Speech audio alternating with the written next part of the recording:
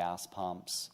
But the real issue is if the convenience store goes away, if the vet goes away, if the undeveloped commercial property develops with a commercial use and that commercial use wants an alcohol license, they would be precluded from getting an alcohol license if they are within 300 feet of a church. That is state requirement that we cannot vary from. So we do not have the authority locally to vary from that standard.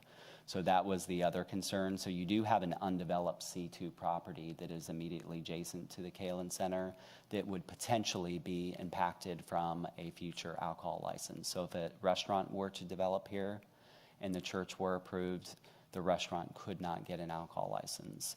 It does not change the fact that the convenience store that is operating at the corner, they have an alcohol license for package sales. It would not affect their business, but it would affect future businesses at that location. Just wanted to make that clear. Staff has reviewed the applicant's proposal and finds that we believe the request to be in conflict with the established review criteria. There is one of the conditional use review criteria that says the use shall not impede normal development of the surrounding properties, and we believe that it would impede those properties. Of course, approval of the request would impact that shared access with the 321 Vaughn Townhome development and impede the development of surrounding properties. As I mentioned, that adjacent undeveloped commercial property would be precluded from an alcohol license in the future. So staff is recommending denial of this request. If you have any questions, I'm happy to answer questions. Michael, if you don't mind, I'd like to go right back to, anytime we're discussing a faith-based organization or a school or anything like that, as it repositions into a new location, right? Or the applicant's not purchasing a new property and constructing it. It's the impact that they have, right? And then kind of go back to the impact that they have in the community and what that means to other business owners that are already residing in the area. And I kind of want to go back really quick before we get into anything about parking or anything like that. So it's within 300, what's the law? Is it 300 or 500 feet from? 300 feet.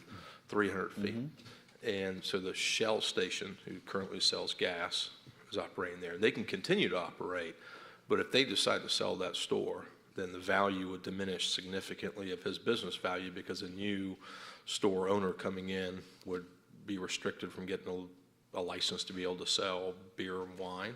Is that correct? There is potential to impact those properties that are already developed. I'd say a significant impact to him, right? Because I'm sure there's some kind of sales going on. And then you said there's a restaurant also? It's not a restaurant. There is an undeveloped C2 property right here. These two properties are undeveloped. The property furthest away is outside of the 300-foot range. So it wouldn't necessarily impact this property, but whatever would be developed on this property here, if that were a restaurant or some type of commercial use that would need an alcohol license, they would be precluded if a church was approved at this location. Are you aware of any discussions with the owner of the gas station who currently sells beer and wine? I know that the gas station owner, I believe, was on the CZIM call, and I believe he actually supported the request for the church. I don't know that whether or not he understands the potential impact for someone else's future alcohol license. Yeah, his business value. Yeah. Thank you, Michael. Mm-hmm. Michael, how many, you said it precludes an establishment that sells alcohol. How many establishments would be allowed? So on the list of, is there anything, so other than a restaurant, anything else could develop on that, being the church? So we're talking. It's just specific to an alcohol license. That's it. So any other church, any other facility that doesn't sell alcohol would be able to go into that spot that should have no issues, with no issues. I'm not sure if I. Well, I just want to know how many we're denying it because of that one potential that a restaurant. But what about how many are you not impacting? I guess is Is that a major factor, not being able to do that compared to everything else you could? I do think that there are some concerns. So we had another application that actually came before this board, the C3 North Atlanta Church. I don't know if you recall, that was proposed at the corner of North Point and Windward Parkway. They were going into that Rome space, which is on the second floor of that commercial strip center. So that applicant never went forward to City Council. They came before Planning Commission and they got a recommendation. I don't recall what that recommendation was. I believe it, well, I don't recall exactly what it was, but what we realized is that we had an issue with the distance to the alcohol license because there was that Black Walnut Cafe that was within that 300-foot distance that had closed down. And they would have been precluded, whoever purchased that property and used that property probably as a restaurant, because that's what it's constructed as, any future restaurant at that location would have been precluded from the alcohol license. And I think given the situation, the impact to businesses from COVID, there was a definite concern that you could potentially preclude a portion of someone's business in that regard. So we do not know what would be developed on this property. There are other uses than restaurant that could be developed on this property, but there's potential that a restaurant or other type of use that could need an alcohol license could develop on this property. And if it were, then it would be precluded. If the vet at the corner went away or the convenience store went away, and something was developed on either of those properties, they also are within that 300 feet and would not be able to get an alcohol license. Michael, I have a question about, they originally asked for like 120 seats, I think it is, and they're going down to 80. So how do we enforce that? Does code enforcement go in and check how many people are in church each Sunday, or how do they do that? No, we would only check it if we thought that if there was a problem that was brought to our attention or we saw a problem. So if we found that if the church was approved with the condition of max seat of 80 seats, we're not going to go into the church to verify that they're meeting that. We place the onus on the applicant to follow the conditions before them. But if we discovered that there was an issue, maybe people parking in, they don't have enough parking, and people are parking on other sites, then we would investigate and verify that they're complying with their max capacity. And that would be code enforcement. Okay. And then what would be the consequences of that? If they weren't in compliance, they would be asked to come into compliance and given a few days, a reasonable amount of time to do that. If they didn't, then there would be a written notice, written violation. Okay. Well, Michael, let me tail off that a little bit. We've had experience before in the city of Alpharetta with that. And I mean, there is a lot of case law you could probably go at. I'm not an attorney. I'm just saying there's a lot of case law out there that it's very hard to restrict the growth of a faith-based organization. I mean, we can do it through code, but I think there's a lot of other issues there that would fall into place. So it's very difficult, put it that way.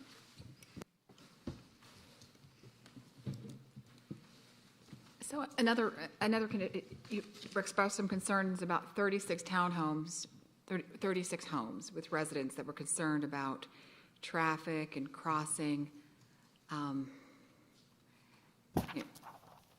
How big a problem do you think that is? I mean, 36 homes, you've got 80 people coming into church. I'm assuming it's one time in and one time out.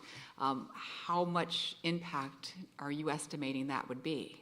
I mean, if it was like 500 homes, yeah, I could kind of see that, or 500 people or something, but I'm just curious. Yeah, I mean, the way a church is going to function is you're going to have, a rush of cars at the beginning and then a rush of cars leaving at the end of the service. Mm-hmm. So with a max capacity of 80 and the church having 2 services, they could, see upwards of 40 cars coming and going 2 times, on a Sunday. The real concern here is that this is a very unique situation where you have a private street that provides access for not only 36 townhomes, but it's provides access to this private architecture office, as well as to the Kalen Center. So adding those cars that these folks that bought the townhomes, they thought that they were living next to a professional office. It's typically people are there Monday through Friday. So to have those additional vehicles in that shared driveway or shared street at a time where they weren't expecting, I think that was part of the concern. 40 cars, I mean, I don't think that at the current rate of 80 seats, I think the applicant is clearly has listened to the concerns and has dropped down that capacity. But there still is an impact because they are sharing this access with other folks. And I understand that, but I'm pretty sure that anyone that lives in Alpharetta that lives next to undeveloped property has, who that lives here hasn't had something end up if you had open property. I mean, this is a growing community, and I think that doesn't seem to me like a huge impact. But, Doubling up on the comments about capacity. Is your microphone on? Can you hear me now? No, it is. The fact that we have 150 congregants listed, a church doesn't live by a finite number of congregants. We've talked about the fact that it's usually the desire of a congregation to grow. They also are not, they don't only focus on Sundays unless, of course, there are holidays that occur, holy days that occur outside of Sundays, or there's the occasional funeral or memorial service. In other words, there will be occasions outside of Sundays where this particular location, if it is granted, would be the focus of a lot of activity, and potentially outside of the 80 seats allowed. Let's say a congregant has a family member who passes, and people come in from out of town. You could have a very large-scale event in that space, and it could go on for several hours. And then, as I said, there are other holidays that do not occur on Sunday. And if this is Anglican, if I recall, they observe the the liturgical calendar. So what allowances would have to be made to accommodate outsized congregations on any given occasion outside of the Sunday 2 services per day? That is, well, we do, even though we are recommending denial, we always put the conditions in, just in case the board would like to consider approval. We would need to amend some conditions to deal with that kind of situation, because the conditions as written, if approval is sought, would limit it to the 80 seats. So if those larger events, they would still be limited to the max capacity of 80. Which then puts the burden on the city to police it. Correct. Michael, if because that is a private street, does the HOA of that development have any opportunity to restrict people traveling on their private street? How does that? There are agreements with both the adjacent architecture office for access through that street for the Kalen Center. Okay. So I believe that, I don't know that there's anything that 321 Vaughn Townhomes can do to restrict access further, but that's probably a question for an attorney. Okay. Yeah. Couple questions. Do you know what the lease term is for the church?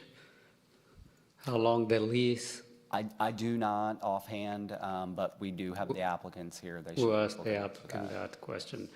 So the reason for recommending denial, as I understand it, the issue of parking is resolved when the number is reduced to 86. There are safety concerns. They are still there, although there is a limited number of vehicles traveling on Sunday at a very specific time. Now, with respect to the reduction in property values and enjoyment of the neighbors, this would impact the gas station that has an alcohol license if they sell the facility. The sale would not be grandfathered in. is it the license is for the current owner, not a future owner? Correct. Would they be impacted if they went to renew their license on an annual basis? They would not be impacted with They the would not. renewal, no. Okay. Now, for the adjacent properties that are C2, undeveloped, there are various uses that they can be put to accept the one that would require an alcohol license.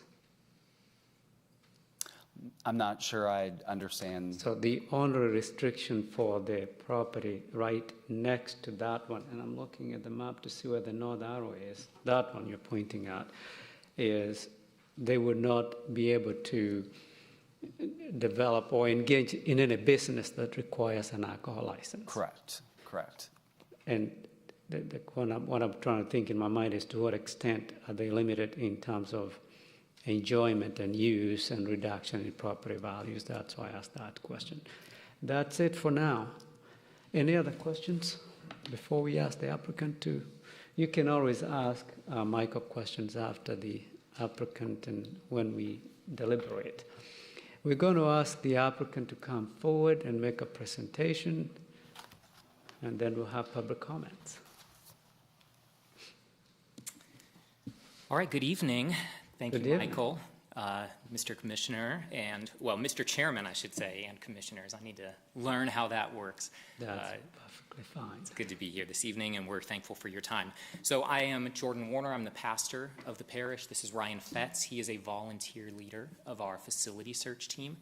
And I'll just give you a couple of quick overviews of the parish, and then Ryan's going to get into some specific responses to the concerns that have been expressed by the city and our attempts to address those concerns. Before I dive into that, I would love to just speak to a few of the things that have already come up here tonight and provide a few clarifications. First of all, the space is 17,000 square feet, not 6,000 square feet.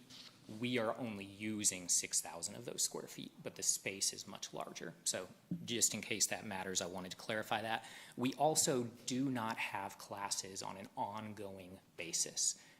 It was mentioned that we have Wednesday night classes every single week. That is not accurate. We only have it about 4 to 6 weeks out of the entire year. And we also have another space we could use those classes. So that is not that big of an issue to us. If we needed to remove that, we would be willing to do so. We are happy to limit our use to Sunday mornings, and to your point, well stated about the liturgical year, there are a few church calendar years that happen, or church calendar days, holy days, that happen throughout the year that we would love to do a gathering on. We estimate those to be 2 to 4 times per year. So we would be happy to be limited to Sunday mornings only, with up to 4 exceptions per year for the occasional church holiday. Also to clarify, the service station owner who we spoke about is on the record in support of this. And my understanding, I'm not a lawyer, but my understanding of the code is that that service station would continually have access even if sold. So I think it'd be great to check in on that. I've understood that differently in reading those rules. Okay. Let me share a little bit about the parish and who we are. And since you don't know us, I want to stress just right from the outset, our desire is to be good neighbors. Our desire is to contribute to the well-being and flourishing of this community. It's really important to us. That's part of the reason why we've tried to take the concerns expressed by the neighbors really seriously. We are comprised of 60 families that actively participate in the church. That represents 105 adult members, about 45 children, which is the 150 number Michael gave earlier. Now, everybody coming to church on the same day never happens, just like every Atlanta Hawks fan never goes to the game on the same day. So just because we have those people doesn't mean they all show up at the same time.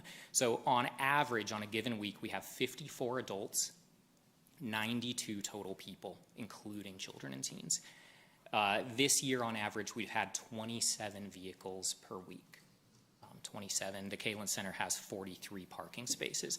We will then divide those 27 cars additionally across the 2 services. So we believe that 43 parking spaces is more than ample for the size of our church. To clarify something else that was brought up, we do not do funerals and weddings. We would not do that on site. We also have another space for an office.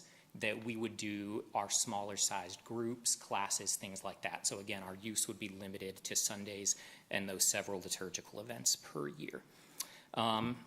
So around the time COVID hit, we found out our worship space was being sold. Michael already addressed that.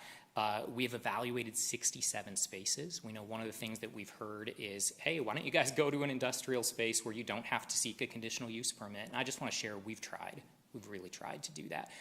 This is not our first option. This is an option that we found actually months and months into our facility search process.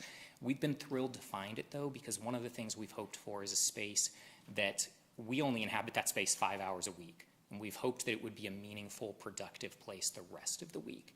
And when we became aware of the Kalen Center, they have 3 entities within the Kalen Center that support the work of foster care and adoption here locally, which is a cause we really believe in, would love to support. And so we get to provide rental revenue that is helpful to the work happening at the Kalen Center, and it's a win-win for us. So for all those reasons, we've been thrilled about this.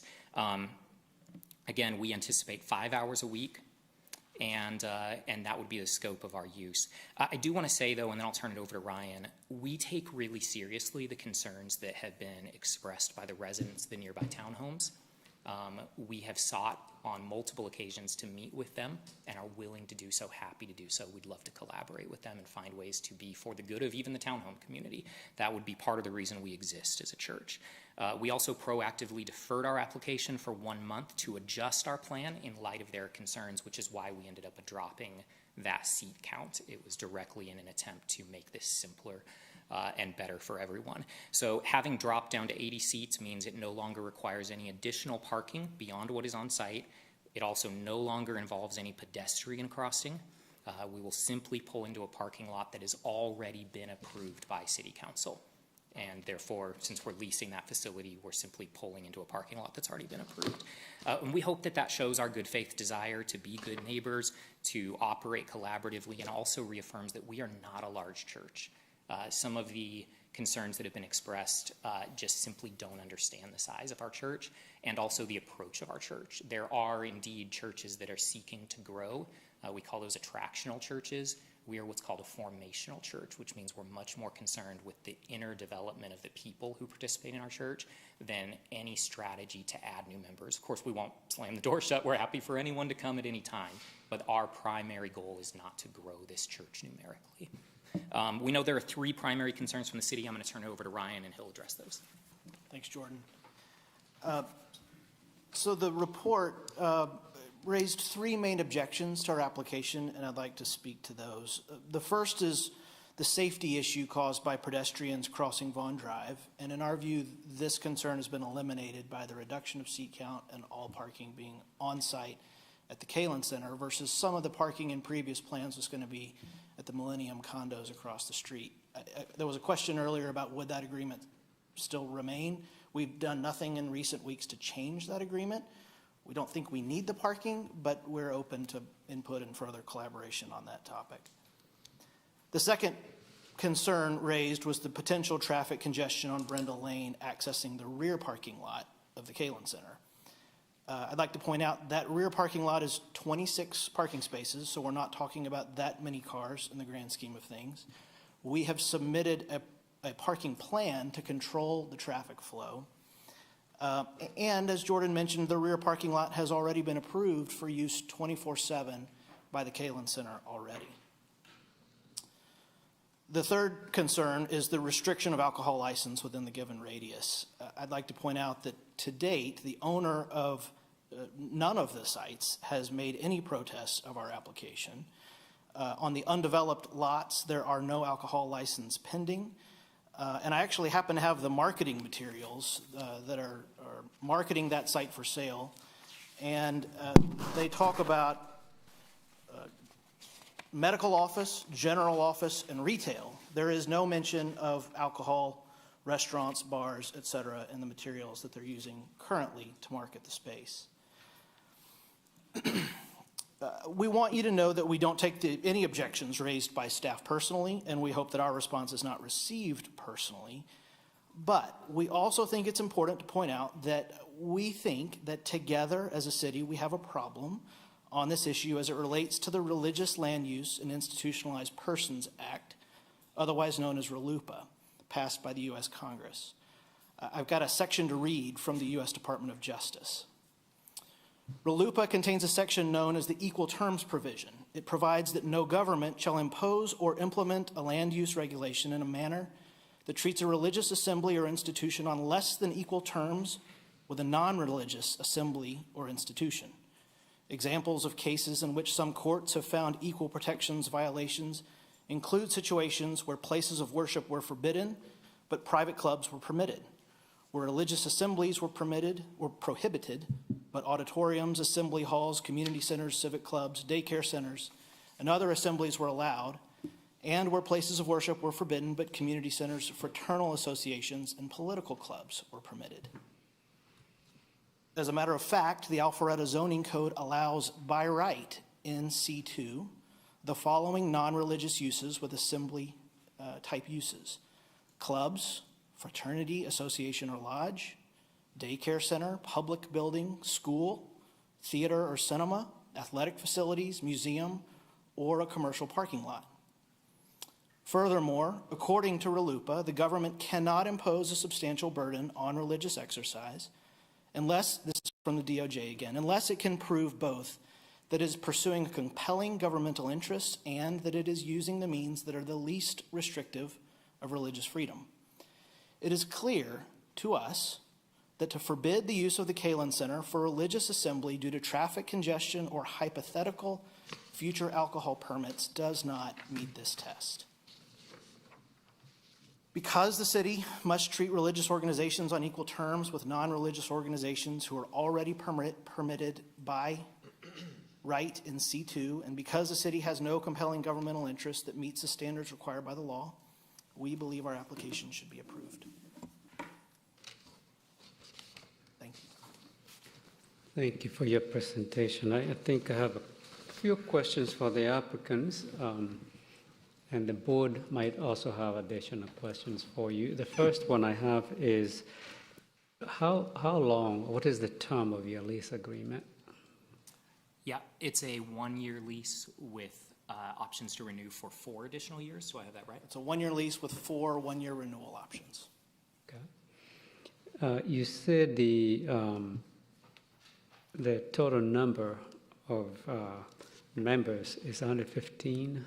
150? 150. 150 humans, including children. Including children. Teachers, et cetera. And you have 2 services. That's correct.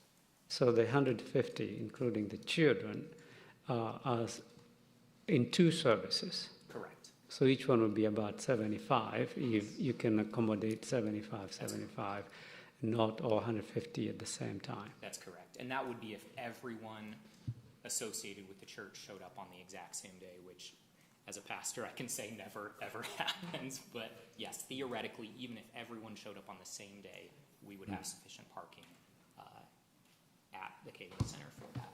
And you are going to maintain the parking agreement.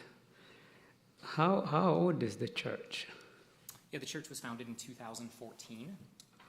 Yes. We're a part of a larger group of churches called the Anglican Churches of North America. The Anglican Global Communion is the 3rd largest group of churches in the world, behind the Catholic Church and the Eastern Orthodox Church. 7 years, and you have been here in Alpharetta. Correct. When do you have to leave the current space that you're using? We have no current space. So they sold the property, the church is not meeting anywhere currently. Correct. We have not met indoors since COVID began. We moved out of our space last July, have not met inside really, I think, since the end of March. So for a few months, we kept that space, and then we ended up saying, well, they're going to tear this down anyway. Let's get out of this location. So we left there last July. We've met online ever since, and in the last few months, we've been meeting in a temporary space, which we actually anecdotally found out we were losing this week. So as of this Sunday, I don't know where we're meeting, and that's one of the reasons why in the story of our church, this is important to us. And you have looked at, did you say 65 or 67? 67 spaces, yeah. Okay, I'm happy to provide that list if anyone would like to see it. that's fine. Those are my only questions for now. I have a question about the services. You said that you have 2 services. Does one service have more attendance than, or greater attendance than the other? Yeah, usually the second service has a little bit more. They've been very even historically. Now, during COVID, we've gone down to one service.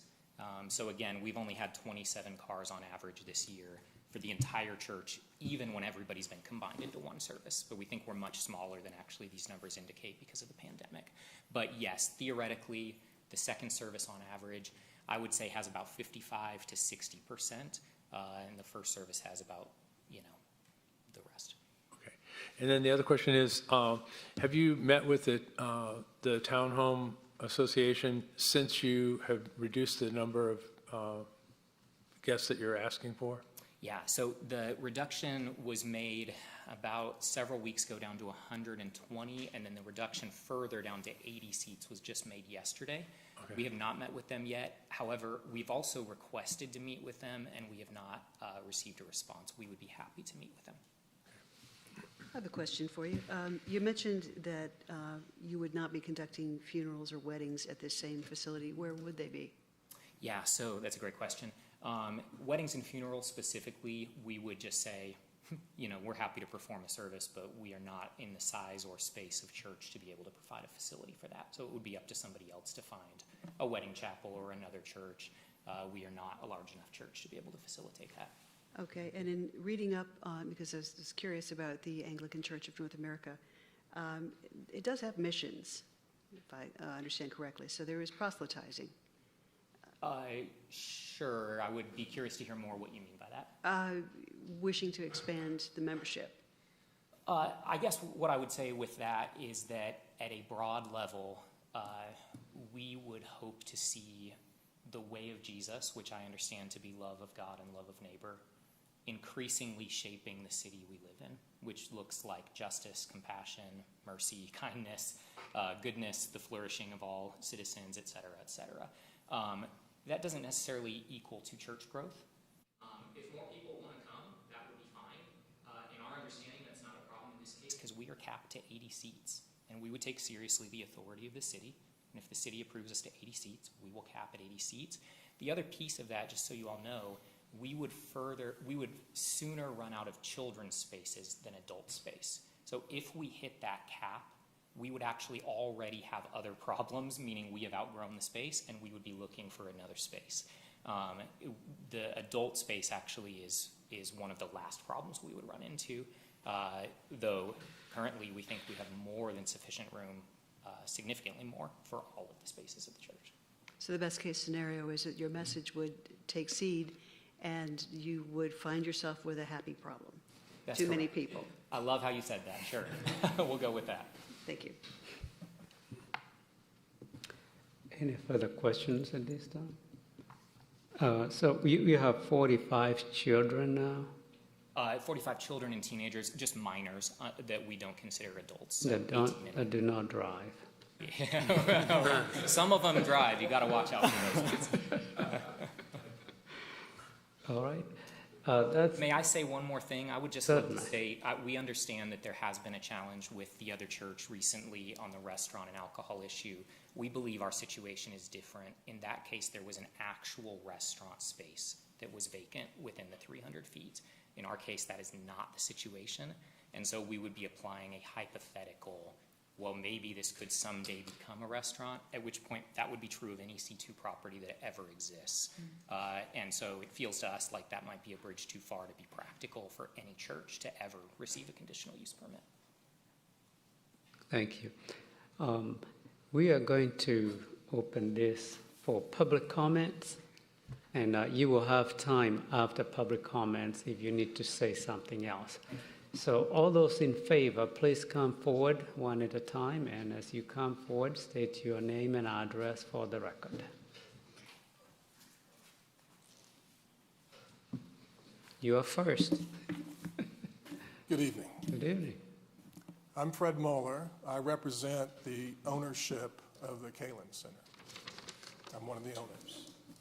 And I'd like to share with you all that as the purpose of the Kalen Center was built to serve the community, from the beginning, one of our visions was to be able to have a church as a customer, a tenant, make use of the space. It was designed in a beautiful room. If you've never seen it, you really can't, the drawings don't do it justice.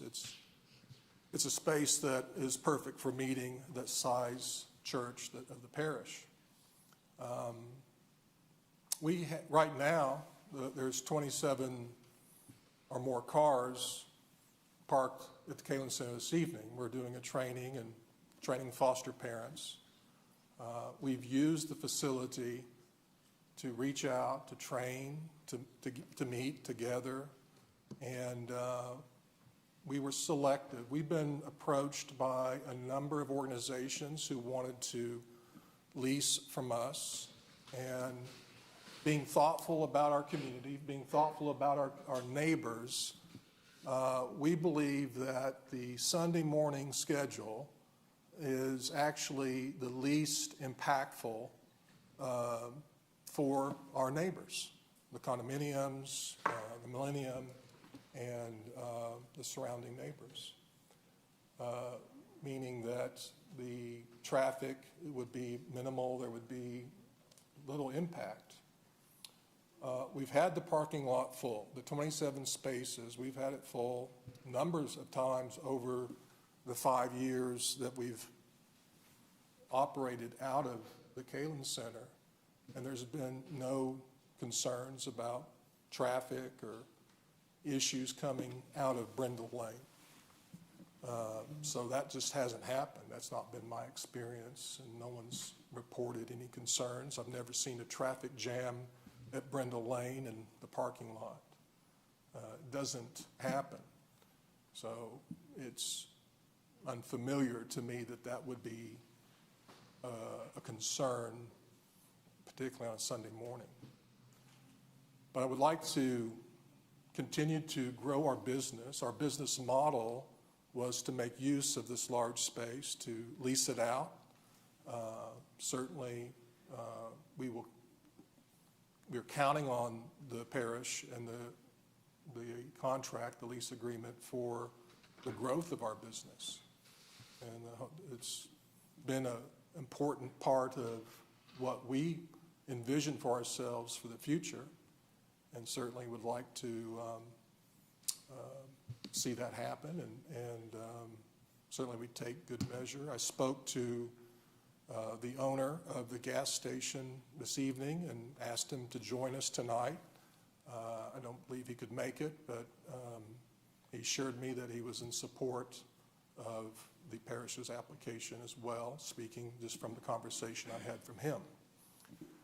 So I'm not aware of any other opposition that makes sense to me. Certainly we want to be a business well thought of and impactful in our community, and continue to do good work, and watch out for any kind of issues, and certainly would be willing to collaborate and work with the city any way we can. So thank you for listening, and appreciate consideration. Thank you for your comments. Anyone else? Good evening. Good evening. My name's Thomas Loving, and I and my wife, Jenna, and my family are friends of Fred and Susan, and we're also foster parents in a foster family through GCAC, which is Susan, Fred's wife's business, through the Kalen Center. So we know the Kalen Center pretty well. Visit very often. There's often a lot of events there with large amounts of people, and there never seems to be a traffic jam there. But we are also parishioners, so we are members of the parish Anglican Church. And I just wanted to give you some light or some color about these two communities. They're both beautiful communities who are looking out for people in their own communities. And this intersection here provides both of these communities to help each other in many ways. And we've seen that as we're fostering, as the parish community has helped us at many occasions, whether it's babysitting or food trains and stuff like that, as we have a new foster child coming in. But also on the Kalen Center side, the GCAC as they provide training to new foster families and provide a lot of support in the foster care realm.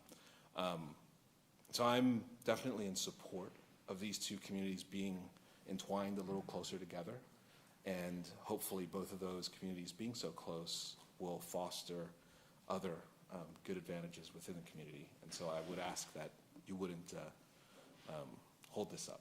Thank you. Thank you for your comments, and thank you for what you do. You have a beautiful family. Hey, I'm Dr. Lawrence Wallen, and I live a stone's throw away in Academy Park, right behind us here.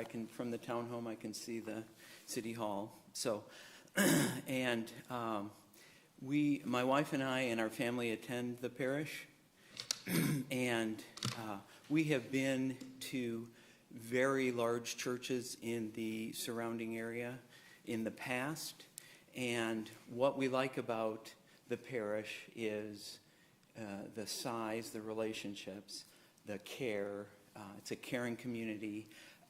If I were looking for church growth, I would go back to those other churches. As far as worried about it becoming a mega church, I don't think that's its modus operandi.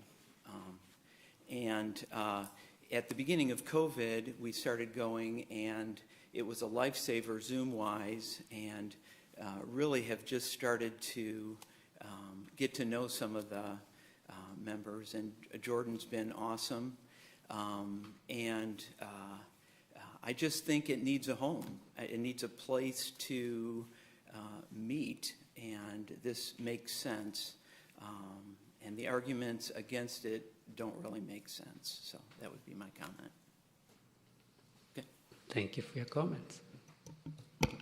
As a reminder, if you're approaching, just make sure to say your first and last name and your address for the record. Thank you.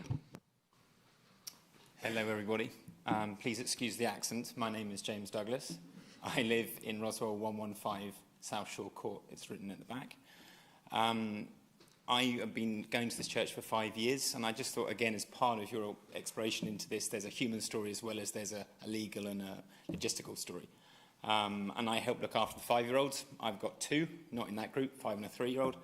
And I would speak to being in this church for 5 years and saying that this church, as has been spoken about before, has a beautiful heart where it's not a big church. I have been to the churches in past, places that I've lived in, and that cap could have applied to any of these points throughout my entire experience of this church over 5 years. Part of its beauty and its attraction to me and my American family, both my wife and my kids are American, is the very fact that it is just very natural in how it expresses faith. It is not pushing. It is not trying to be like what I would call an event-based church, which has its place. It's much more of a local, what I would call family, community expression of faith and loving God. And that's what's actually attracted me and my wife there for the last 5 years. And as a small note, I would also say that if there's 80 people that I think we're discussing at the moment, when we're talking about exiting from the church park, for 5 years, I've never seen a queue of anyone leaving in terms of cars, because the reality is there's about 13 of us that are packing away chairs, putting away toys, and so there's never this mass exodus. It's not like 80 people are just walking out of the door with their keys. It's not a consumer church. Everyone's kind of all hands to the pump, trying to just make and facilitate the life of that community and the families that are represented there. So I just thought that might be a useful, as in, colouring to this picture. Thanks so much. Thank you for your comments.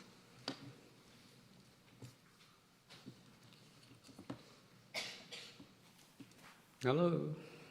Hi, how could you deny that accent, right? My name is Bo Towns. I live at 108 Brendall Lane, Alpharetta, Georgia, 3008. My phone number, no. I'm actually a resident of 321 Vaughn, and I am in favor of the parish meeting at the Kalen Center. Not only me, but there are other residents, neighbors of mine that I've consulted with who are also in agreement with this. So the opposition is not everyone at 321 Vaughn. And so what we do is we actually live there, and on Sundays, if you've ever been around that area, it is not a very congested area. It's very slow. opposed to other times of the week when you can't pull out onto Highway 9. On Sunday, it's totally different. So the traffic issue, I don't think is going to be an issue. But I think that they would be a great addition to the community and a great neighbor. So we are, as well as a few other my neighbors that I've spoken with, are for this. Thank you. Thank you. Anyone else?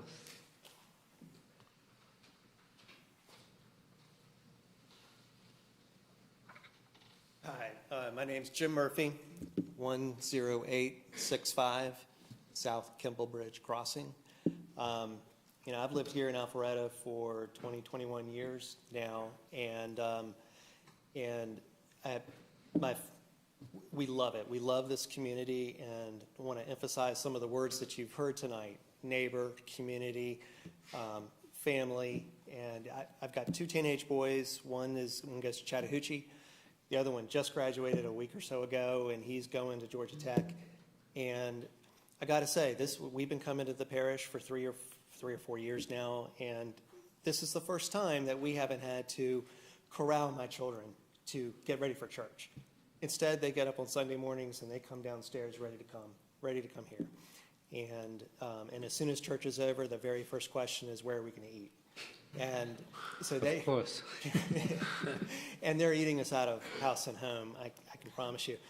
And, as soon as we told them about the Kalen Center, the first thing they want to do is, let's drive down here. We drove to the Kalen Center, looked at it, thought how beautiful this would be, how perfect it would be. And then they said, well, let's go get something to eat.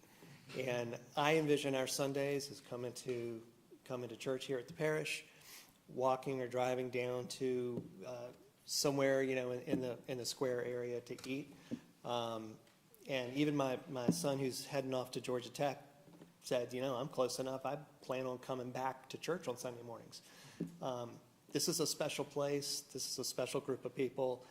If I were sitting in your shoes, I wouldn't hesitate to approve this. I think it would be a big, big, big mistake not to. Thanks. Thank you for your comments. Anyone else?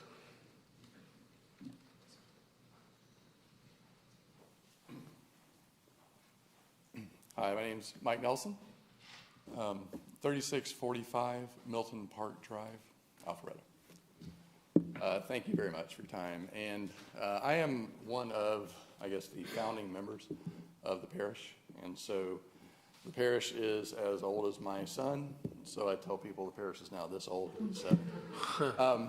But it's when we were meeting in living rooms talking about what we want this to be, there's some very kind of obvious questions that came up, one of which was Alpharetta has some really good churches, some really impactful churches. Does Alpharetta need another church? And I'll go so far as to say, as many of those churches, many of the larger churches around here, we are so appreciative of. They have blessed us. They have really been a large part of our growth, of our development. And so in that, we didn't ask that question from a competitive standpoint. We asked it from hey, do we need it? And the answer was a resounding yes. And the reason it was a yes was because there is this way of being that we as kind of the founding members knew, and we as a community now know, that needs to be, and a way of being that will serve the community. And that way is one that is a slower way, a simpler way, and a more healthy way of life. Because as an Alpharettan, I'm busy, and we're all busy. And so, we're not only a church full of people that want to impact the world around us. I believe we are a city of people that want to impact the world around us. However, the most common reason it doesn't happen is because we're so busy. And so that is, Valerie, to your question, part of our heartbeat is not necessarily that we grow and grow and grow and get more people in the door, but more that this slower, simple, more present way of being is something that impacts our community, impacts our neighbors, impacts the people around us. Because I believe in my heart of hearts, independent of any sort of worldview or religious affiliation, I believe everybody in Alpharetta needs a slower, more healthy, more present, more simple way of being. And the parish has brought that to me personally, has brought that to my family, has brought that to those who live in and around us. So it is a very meaningful community to me, And I just want to thank you all for your consideration. Thank you. Anyone else?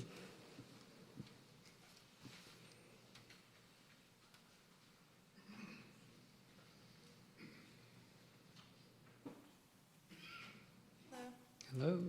My name is Deanna Bettis, and I live at 117 Roseberry Drive in Canton. So I'm not an Alpharetta resident. Now, I used to be. And I remember before all of this was developed, the downtown area and the square, and longing for a place that I could come and like walk to, and just, you guys have done a fantastic job as a city making it a much more walkable, residential, family-friendly center, and it's delightful. We have been members of the parish for, I think, going on 6 years now, and we've been driving here to the Alpharetta, Roswell area from where we live in Canton with pleasure and with delight, because the community that we have found there has been really meaningful in our growth individually and as a family. We've made a lot of fantastic relationships and friendships. We've connected with foster families through the parish and through the Kalen Center. We feel like we've been able to strengthen family bonds and just connection of children in need of a home, in part because of the information and the connections we've made through the parish and through the Kalen Center. In addition to that, I will echo Mr. Murphy's comment that I have 3 small children, and one of the things that we enjoy doing on Sunday afternoons is being together as a family, sharing a meal. And part of what we do quite frequently is support businesses in the restaurant industry on Sunday afternoons. And I feel like that was, again, one of the beautiful attractions in the draw with so much of the development that's gone on in downtown Alpharetta. It's very attractive to families. We're willing to drive to be here to support the businesses here, not only businesses that have nothing to do with restaurants or alcohol sales, but also the ones that have been here and established and are doing additional good work and growth in the community, such as the Kalen Center. So that's all I have to say. I'm in support of this conditional use for the parish.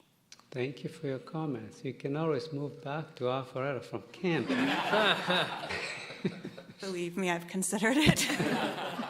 We also appreciate commending the staff for the work they've done in creating a walkable, livable community in Alpharetta. We are very proud of the work they do.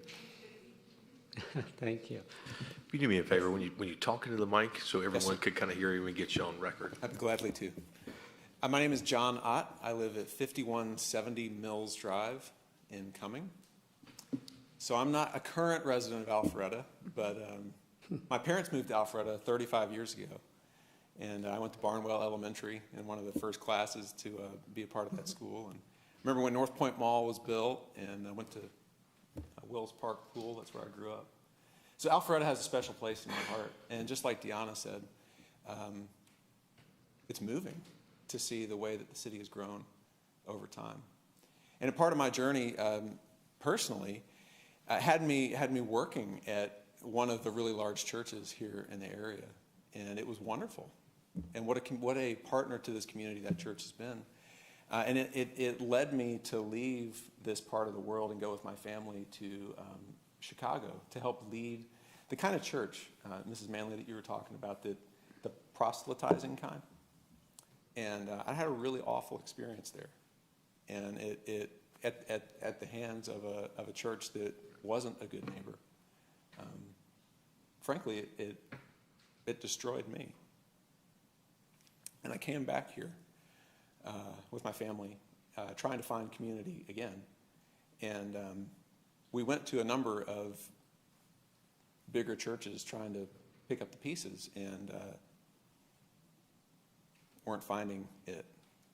And so we decided, like Deanna talked about, we made the 30-minute drive down to this little church called the Parish that we'd heard about. And I will tell you, it saved my life. What we encountered there, the people we encountered there, and the way of life that we encountered there saved my life. And one of the things I love about our church is that it's a simple church. It's a quiet church. I think what you've heard from some folks tonight is it's a humble church. And I really do believe that we'd be a peaceful neighbor for the folks who are around. And I'm very much in support of this and hope you'll give us the chance to be a good neighbor here in Alpharetta. Thank you. Thank you for your comments. Anyone else?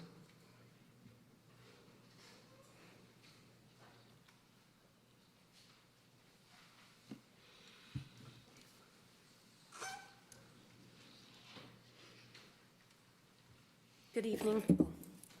Good evening. My name is Morgan Seidel, and I live at 1880 Six Branches Drive in Roswell, Georgia.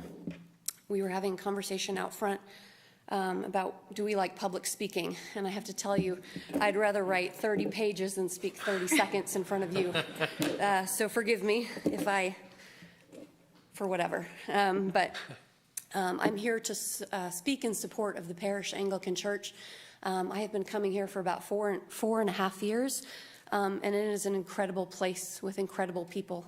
I can't follow my friends, but certainly I can speak to their character. I can speak to how loving they are and how we, like John spoke, came to the parish a couple of years ago, hurt and broken from another place, and we found open and loving arms here at the parish. Oh, goodness. And they, not only did we find healthy relationships and lovely people, but we found that they are people that not only contribute on Sunday mornings by coming to our church, they're people that live and love and serve in the community and the city of Alpharetta. Like they said, they are people that patron these gas stations. They are people that patron the restaurants and the nail salons. And while I do not personally live in Alpharetta, if my husband and I go on date night, we're going to Avalon. And my friends and I, my girlfriends and I, we're going to brunch on Saturday, and we're coming to downtown Alpharetta. So I may not own a home here yet. I might be moving. But I certainly do live here. So it has also been said, and a case has been made by those in favor, and I certainly am, that little impact to the surrounding businesses will take place, and I believe that. But I can assure you that the parish being able to meet at the Kalen Center will make a big impact for these wonderful people that work and serve at the parish. Thank you. If you hadn't said that you don't like public speaking, I'd have thought you are a public speaker. Yes. I appreciate that. You do very well, so great job. So speak more. Next person.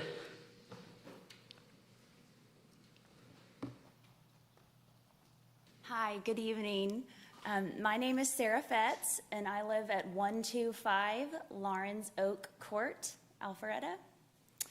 And I also love being an Alpharetta resident. My children go to Dolvin Elementary, and I serve on the school governance council there and have really enjoyed just plugging in and being involved where my kids are in school.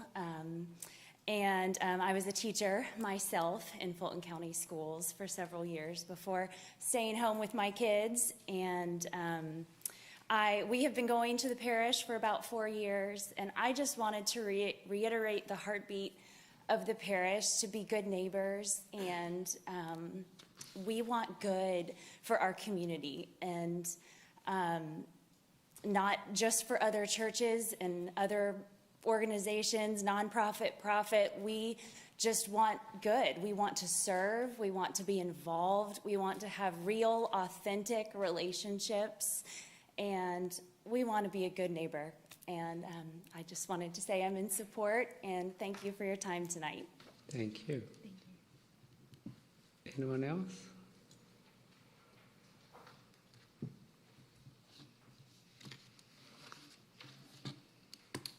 Good evening. My name is Andrew Culp. I live at 7681 Campground Road. And I want to share what it's like to be a neighbor of the parish. So my family, we moved from a northeastern city down to Alpharetta 7 years ago. And I came down to be a principal of a school. It turns out that school was at 11940 Alpharetta Highway in the business park. There's a school called Legacy Community Academy. I moved down before my family did. I moved down beginning of the summer while my wife and my 4 kids readied for the move down to Alpharetta. And so I was there outside of school hours. I was there in the evenings. I was there on Sundays. parish was never there in the evenings, but on Sundays they were. And I was there alone, and I was there in a parking lot. Not a single person came up and sought to give me a pamphlet or a flyer or convince me to come to the church. But what someone did do was see me there by myself and invite me to lunch. And I said, this is strange, because we don't do this in New Jersey. And I wondered, what agenda does this person have? Why is this stranger inviting me to lunch?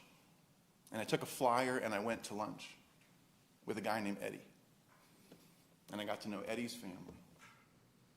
And never once did he say, you need to come to the parish. But what he did do was he invited me to his house. And we got to know him. And when my family moved down, we lived in Upper Hembry. And we didn't have people down here, but the parish became our family. Not because anyone tried to get us to convert to anything or come to their church, but because they loved us. And they shared a meal with us. And that's what it's like to be a business neighbor of the parish. And so I don't know what it will be like to be a resident neighbor, but I can only imagine that community will be blessed because of the parish presence. Thank you. Thank you for your comments. Anyone else? Seeing none, anyone, you're in favor? You can come forward.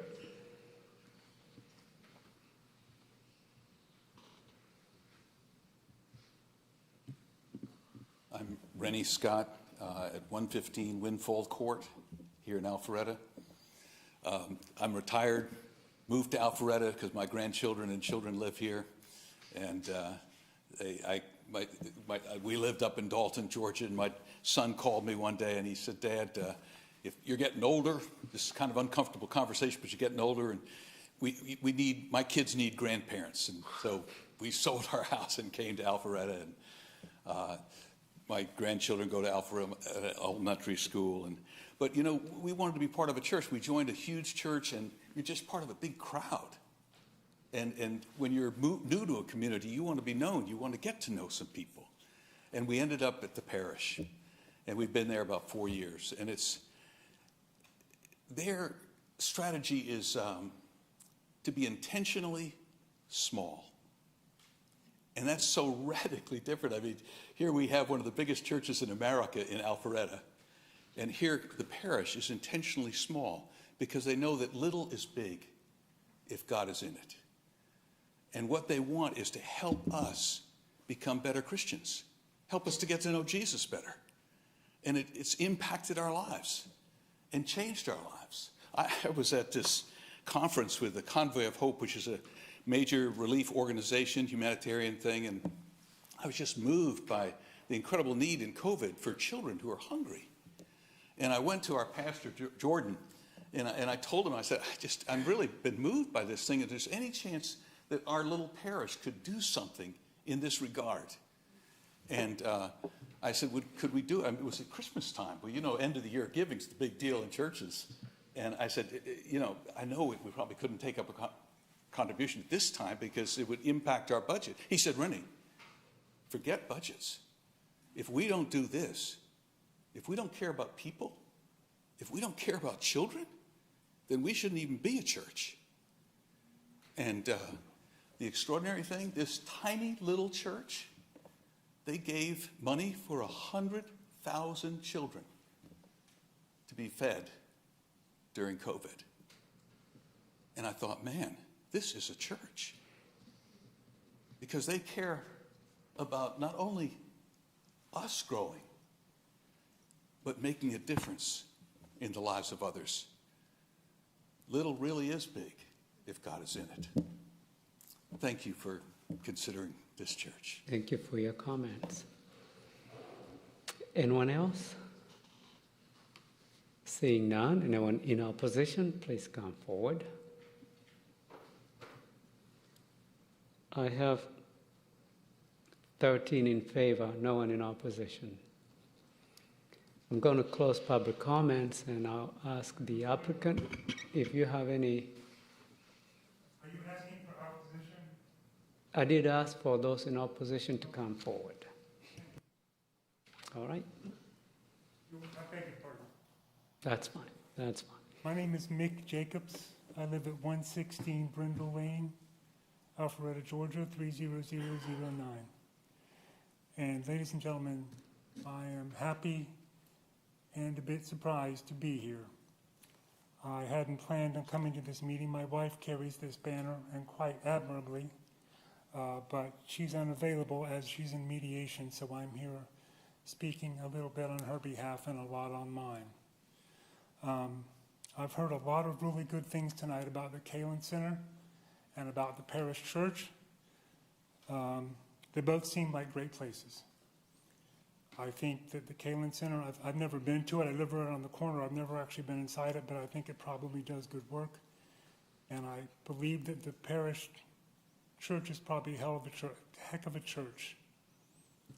But I'm not here because I'm concerned about the quality of the church or of the Kalen Center.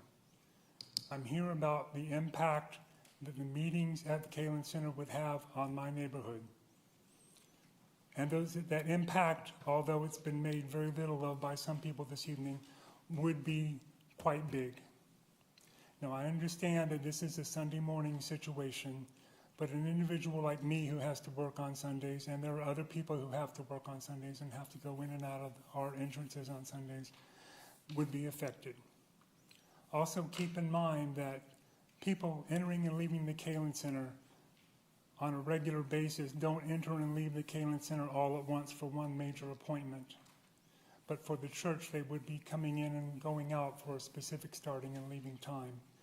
Most of them, I believe, I believe would be turning left out of the Kalen Center, which would be cross lane onto Highway 9. Highway 9 right now, around our little area, around Vaughn and around that particular spot, is quite chaotic because there's a lot of construction going on, and my assumption is that the construction is going to get worse before it gets better. So that also brings up the question for me of overflow parking. I understand that the parish church doesn't plan to have any overflow parking, but my assumption is that they would hope and pray that they would at some point need overflow parking. And I don't know what arrangement has been made for overflow parking, but my concern is that overflow parking would spill out over into our area, into the few parking spaces and on the street that we have, which would open us up to tremendous liability. Also keep in mind that that street is one of the few places, and this doesn't even sound good, but it's true. It's one of the few places that kids have to play in that neighborhood. There's a little park, but a lot of kids run out into the street. And anybody coming in and out of that street, although the idea would be they'd be cutting into the Kalen Center, anybody coming in or missing their turn or having to come in and turn around would pose quite a liability as well. So once again, I understand that the Kalen Center does good work. I understand that the parish church is a good church. I understand they do a lot of good things for a lot of people. But I also want you to understand that the impact that these meetings would have on our neighborhood is real and vital and dynamic. Thank you very much. Thank you for your comment. Anyone else in opposition? Seeing none, I'm going to close public comment, and I'll ask the applicant, if you need time for rebuttal, this is a good time for you. Or if you want to say anything before I turn this over to the board. No rebuttal other than to say thank you for your comment. I do appreciate your concern, and I would appreciate the opportunity to sit down and collaborate toward mitigating the concern. Let me ask you a question. What are the future plans of the church over the next 4, 5, 6 years in terms of growth? We have none. That is just the honest truth. We have none. It's simply not the way we approach this work. I'm in a doctoral program right now where one of the things that is emphasized is that when a church becomes too large, you cease to be a pastor. And so for me, the work that I do is work that I can only do if I know the named people in front of me and know their stories. So again, part of what we want to be is a welcoming and inclusive community, which of course means then that we're open to anyone who may want to come. But we are not going out seeking to grow. We are not going out seeking to, you've heard all of those statements made.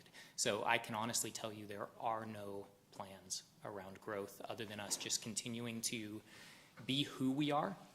And I suppose if there's growth, I hope it is growth of the inner person, so that actually our biggest concern, something we say regularly, is that Sunday morning is not the main event of our church. Sunday morning is the place we come together to remember the main event of our life, which is our Monday through Saturday life, the places we work, the places we live, and how do we show up as loving people in those kind of moments. So our job is less to get people to church and more to get what happens in church into people so that they can take it back into the community.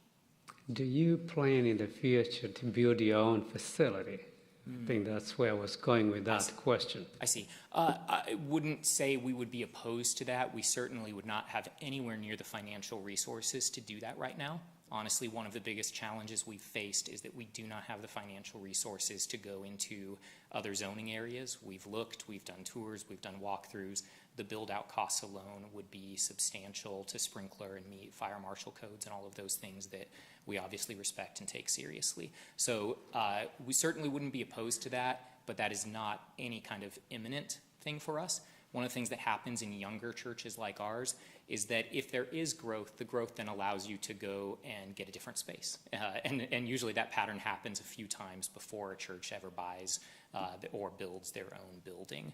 We're in the early stage of that process, but again, if even in the event there was growth, the growth would cap us at a children's space level before it capped us at an adult or parking level, at which point that growth would also equal more families, which equals more funding, which equals the ability to then go and get a different space. So we see this as part of our story. We don't know how long it will be, but we're happy to be there, whether it's a year, 5 years, whatever. Thank you. Thank you. I'm going to turn this over to the board for, does anybody have any question for the pastor? I have one for you. With regard to the rate of growth, I know a lot of the people that spoke that are part of your parish have said they've been members for 4 years. So have you seen your rate of growth? Was it all at the beginning, or is it gradual, or are you seeing a growth rate now that's greater than normal? Or? Yeah, great question. Certainly the pandemic has hurt us, as it's hurt probably every church and every nonprofit. We honestly don't even know exactly where we stand because of the pandemic, but we certainly know we've lost a handful of families as a result of that. So I would say if you were to look at a graph, so to speak, of our growth, it's going down at the moment, partly because of the pandemic, partly because we don't have a facility to gather in. But the broader question you're asking, we have been about this size since 2014. We have seen no significant growth. We've seen no substantial changes one way or the other. We're just kind of a small community. Some people go in, some people come out, but we're relatively the same size and have been as long as we've existed as a church. Thank you. Anyone else? I'm going to turn this over to the board. Thank you. Thank you all. We appreciate it. All right. I was going to comment. It's so refreshing to see such a nice group of people with no masks on, which means that's appropriate for applause. That means we are coming close to the end of the pandemic. I will start us off in the discussion, and anyone can make a motion or continue discussion at any point. Based on my assessment of both presentations and the public comments, I will be voting in favor of this application, and we can talk about the conditions to modify for various reasons. One, and I think it was made by the first speaker, Fred Morales, I may not say your last name correctly. He said Sunday morning is the least impactful to neighbors, and that is correct, because there is a limited window where the church members are coming in and leaving the church. And second, the gas owner who does have an alcohol license, who would not be impacted currently, but if they sold, would be the only person that actually would be affected because they will not be able to sell it to another gas station, is in favor of this application. When you look at the development, the undeveloped property next to this property, there are various uses this can be put into, one of which may require an alcohol license. Well, they are not developed yet. So, and they are not here to oppose the application. And what I would say is, I'm a strong believer in the foundations of the laws of this country, first in sight, first in right, in that we have two uses. One is conditional, one is by right, but the one that is by right has not come forward with what they want to do now. I would hesitate to say, well, we're going to want to preserve that potential future right that may never happen and prevent the church that is ready to move forward, that's doing a lot of good, from using this space. At the same time, we don't know what's going to happen in the future. So with those comments, I believe I will support this application. And as we come here as commissioners, a lot of times we come to just listen, hear what the applicants, the staff, the audience or the public comments. And in the majority of cases, we've changed our minds, or we come with our minds not made up, and sometimes we decide here on the floor as we discuss the application. But it's important, and I know the board very well, that we want to do what is right for the city of Alpharetta, and we want to deliberate and make the right decision. Can we potentially make a mistake? Yes, we can. We're just human. But as I said earlier, we make a recommendation, the council takes it up. They are the governing authority elected by the people of Alpharetta. That's why they make the big bucks and they make the final decision. So with those comments, anyone who wants to make a motion, continue discussion, question? I wanted to just jump in on there because I kind of feel the same way that you do as well, that we are denying this for reasons I'm kind of struggling to figure out. They're hypothetical situations that haven't existed, that we are concerned that we're going to keep this because an Olive Garden might show up. I'm not getting that in my mind right now, that we're not dealing with kind of the reality of what this is. The fact that we had I understand that 8 homeowners were concerned enough to sign a petition, but 28 were not. So if all of them showed up, that would sway me somewhat, but I see a lot of support for this, dealing with the realities that something is going to go in there. There's going to be something in there, and we don't always get to choose our neighbors. And I think that this is, kind of a solid thing, and there's nothing in here that says coming in here is going to make any disruption. There's something already there. So I kind of echo what the chairman says. I was looking out to resonate a little bit of the chairman's thoughts. So I was looking out on the crowd tonight, and I was like, "There's something different. What's going on?" I was like, I can see everyone's smiles. It's totally different. It feels good. I think it's the first time. Yeah, I think it's the first time I've seen everyone with no mask on. So I know we've said that before, but I was wondering why it was such a great thought. I just want to thank the applicant so much for coming up and really kind of talk about the impact what you guys are doing and how great it is. Because I tell you, what you have proven tonight is that your congregation is rock solid. It is, believes in unity and kindness and community and building that. And the families that I see here tonight are just wonderful displays of that congregation and really what the discipline is and the faith is without question. And you have proved that tonight to us, and we love to have you guys part of the community. So much I'd love to help you find a place, and kind of like in that. As a commissioner, I sit up here and I have a different requirement, right? My requirement is not to judge you based upon the faith or the great things that you bring to this community, but based upon our comprehensive plan that we have for the city and to follow the regulations we have in the city. So all the wonderful things that I believe have been proven tonight, there's one thing that I believe I've not found enough evidence here to really support the request just from me. And that is, and it is detailed in our regulation, and it is clear as day, and we brought it up several times. Anytime that you enter into a new space, there is an impact, and that impact affects other businesses, and it affects other property use or property values or real estate. Within just that clear point there, I want to make that really kind of clear, because here's what I haven't heard tonight, and I hope City Council goes a little bit further. And I know there's been conversations about the business owner of the Shell gas station is there. My job in some way is to protect him. He's not here tonight. He has not created any kind of written agreement or anything here to understand what that is. And here's where I'm having a hard time is I can understand someone going, well, I have a faith base, I have a church, I'd love to move in. Absolutely. Would love to support you guys.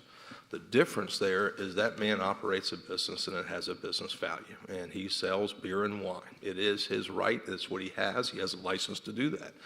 Without hearing from him tonight, without understanding his point, I can't make a decision that affects his business and his value, because that is the requirements and the regulations that we follow.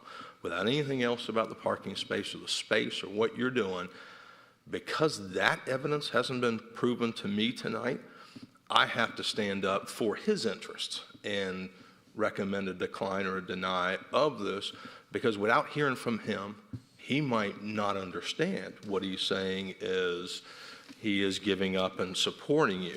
But what he probably doesn't understand is if you move in and we require you to do that and give you the approval to do that, then he sells his business. He will not, the new owner of that business will not be able to get a liquor license until the law or someone comes up and proves that different to what we haven't heard tonight. Then he now has a diminishing value of his business. So as we talk about community and as we talk about uniting all of us together, my responsibility up here is to unite the business community and people that own value that is affected by that. That's what I haven't heard tonight, and I hope maybe as this continues forward, but I wanted to be really clear about, to me, that's a deal, dead stop right there, right? And without any further viewpoints into what I really feel, and what I want. But my job is a little bit further. That is my job up here, and that's where I have to be very clear about what we have in our regulation and why this affects it, without any discussion of constitutionality or legal points of a faith-based organization, how it grows, how it moves. That one point is I have to stick up here and defend the business owner until we hear from him. So that's why I can't support it.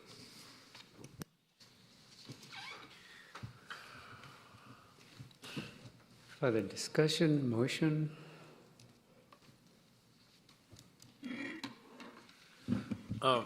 This is really a hard one for me, and Fergal, I certainly get your point, and I understand that, and I kind of struggle with that. On the other hand, I do appreciate the congregation, the members that have come forward. I mean, this sounds like a really, really great church. It's a great asset to the community. And I was a little bit concerned initially about the parking. I think that now that you've lowered the numbers and the parking spaces are currently being utilized, I don't see the impact on the residents any more than it is now. And I know that you've said, it's about 5 hours a week. Right now, I don't know what exactly the numbers are that you have going in and out of there on a weekly basis, but like you said, tonight, the parking lot is full. And so I don't see that as an issue. Initially, I thought that would be an issue, but I don't see that now. But I am struggling with the idea of what Fergal has talked about. I think that is something I would like to see, and maybe you could do this before you go to City Council, would be to go talk to the owner of the gas station and explain to him, let him know exactly what his situation is. And if he doesn't have a problem with it, at this point he said he doesn't, but I agree, he may not know. I know that I don't know him personally, but I know that he may not know the ramifications of if he wanted to sell the business. And I'm not saying he would, but if he did want to sell it, he would be precluded from having a liquor license for the new owner. So that's my thoughts. I did want to echo that sentiment because I do have a concern about that. all else, is that if that person doesn't really understand, they sell their business, that they would potentially have a diminished value. Other than that, I don't really see any real problem with. I think it'd be a great place for your church. I'd like to make a motion. I'd like to make a motion to approve CU-21-06, the Parish Anglican Church / Kalen Center request for conditional use with all conditions as stated by council, by the, by staff. Yes. I would recommend, because the applicant has changed their request to a max capacity of 80 seats, I would recommend a change to condition 1, that you change 86 to 80 seats, and then strike the next 2 sentences in that, because it's no longer needed that we would need the parking agreement. So it would just, condition 1 would read, church synagogue shall be added as a conditional use at 201 Vaughn Drive and limited to no more than 80 seats. Okay. Michael, before you go, Mhm. Just to clarify, on condition 5, they did not, in their initial request, I went back and read it, they did not ask for the additional night per week from 5 to 10, and due to the heavy traffic, correct me if I'm wrong, due to the heavy traffic on Highway 9, I would recommend that we strike that second sentence on number 5 as well. That's, would be a friendly amendment. Has this motion been seconded yet? I think I interrupted before you got to sorry. I'll second. All right, the motion has been made and properly seconded now. Any further discussion? Was the second part of number 5 struck? Yes, so my friendly amendment would be to take the recommended changes that Michael just made on condition number 1, striking to 80 seats. And then the next second sentence, total number of seats, blah, blah, blah, blah, to the end of that paragraph be stricken. Right? Strict. Thank you. Sorry. The second portion of my friendly amendment is relating to condition number 5, which is to strike the second sentence. The church shall be permitted to operate 1 additional day per week from 5 to 10. They did not seek that in their original application, so I don't feel we need to include that in our condition. Those 2 items. And can I ask if the applicant is okay with that you did not want that second day? Yeah, that's correct. So we initially had asked for that, and then we took that out, and essentially what we have continued to ask for is those 2 to 4 times per year for an outside of Sunday So use. you're jumping ahead. Yep, okay, sorry. The third part of my friendly, do I have to do all these separately? Yes, that's fine. Okay, We the can do them third part of together or my separately. amendment, or friendly amendment, is adding number 10, which includes a maximum of 4, we'll call them special congregation events. Perfect. Limited, so that limited to the 80 Correct. Per year. Thank you. So that would be condition number 10. Question is Lauren getting it? What was that? What was the third one again? The number 10 would be adding the 4 events to further congregation per year for some of their, Okay, but you said 80. What's the 80 have to do with? that the congregation events would be limited to their congregation of 80, not everyone come for. Okay. So I will accept those. Need to do a better job, I'm sorry. That's fine. You are very clear. We have a motion. It's been amended and it's been accepted. Any further discussions? I'll second. I think you seconded the motion. Do we have to approve the friendly amendment? She approved it, and since you seconded it, that means you're in agreement. I second with the additional amendments. What I was saying is there is no reason to do that, because there was a motion on the table already, and there was a friendly amendment, and the originator accepted the friendly amendment, and the person who actually seconded is the one who made the friendly.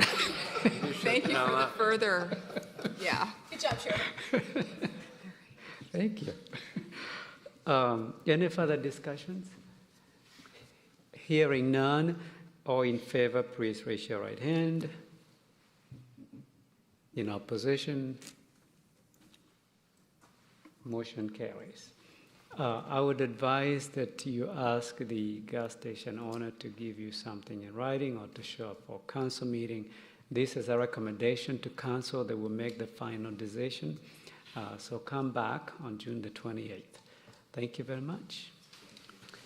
That took about an hour and 40 minutes. Does the board need a break before we tackle the second? 5 minutes. You know, we went out and borrowed the truck edition, but they, Robert's Rules of Order. Thank you all very much. Thank you.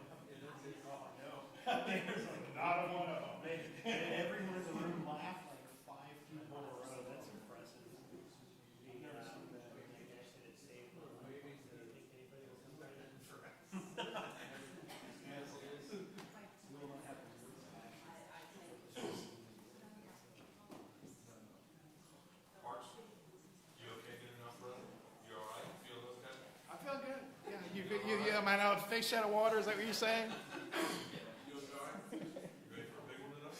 I hope so. Do you think ever a 25-acre piece of Alpharetta would have only no one here? Isn't that weird? You doing good though? Yeah. Oh yeah. We had plenty of space, and so we were able to kind of spread our staff around. We did some staggering for a while, and then we're all back. And I tell you what, I mean, for my part of practice of law, because zonings had to keep going, we kept going. But like, if you were like a criminal defense lawyer or handling divorce cases, your courthouse pretty much shut down. So you weren't able to really work.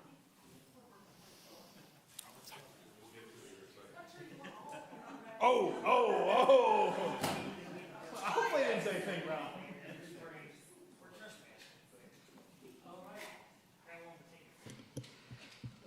This meeting is in order. We are going to continue with the second item on the agenda, and this is Z-21-05/V-21-13, the Mix/Morrison Park.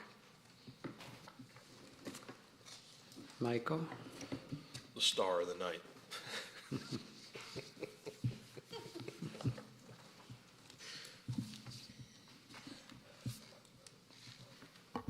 All right, thank you, Chairman and Commissioners. The next item is a rezoning and variance to allow mixed-use development consisting of 37 single-family detached homes, 144 townhome units, and 41,900 square feet of retail restaurant use, and that's on 24.76 acres located in the North Point overlay. The residential density of the project is 7.31 dwelling units per acre. A rezoning is requested from O&I Office Institution to MU mixed use, and variances are requested to reduce the minimum lot size, eliminate the minimum office percentage, and modify streetscape standards in the North Point overlay. And I have the location map up on the overhead. The property is located at the northwest corner of Hainesbridge Road and Morrison Parkway. This is an undeveloped property. It was recently cleared as part of a timber harvest permit. There are Georgia Power transmission lines that run through the center of the property. Surrounding properties are zoned O&I except for the property to the northwest, which is the Vantage Point neighborhood, is zoned R10M. That's a for sale and for rent townhome development.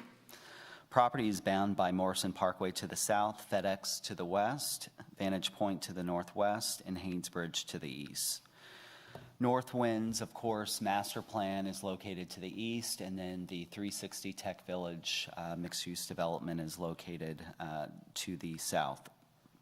Comprehensive land use plan designation of the property is mixed use, so the zoning does match that.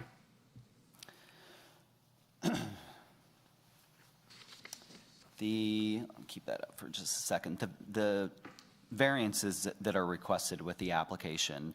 So the first variance is to reduce the minimum lot size. So MU requires a minimum 25 acres. This property is 24.76 acres. So it's just shy of a quarter acre off. They're also asking the MU zoning district has a minimum 25% office component with the mixed use development. While the applicant is not proposing office use within the mixed-use development, the surrounding office, here's a map of some of the square footages in the surrounding office buildings. The Northwinds master plan has existing 2 million square foot of office. And then the 360 Tech Village development to the south, Northwinds and 360 Tech Village combined have over 2 million square feet of existing office, and there's an additional 2.5 million square feet of office that is approved within those master plans.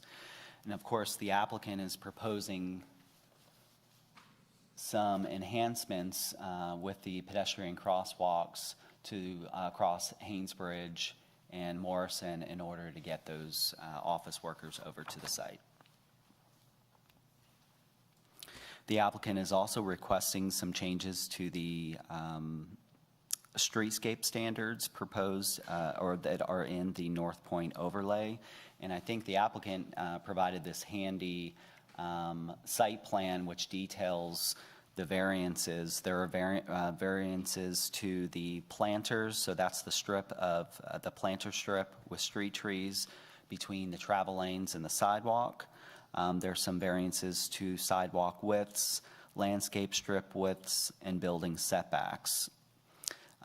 Generally, staff is in support of the streetscape standard variances, except for we are not supporting the reduction of the 20-foot landscape strip along Hainesbridge and Morrison Parkway, as well as the associated same building setback. We do have some language to deal with that, and I will note that in the conditions.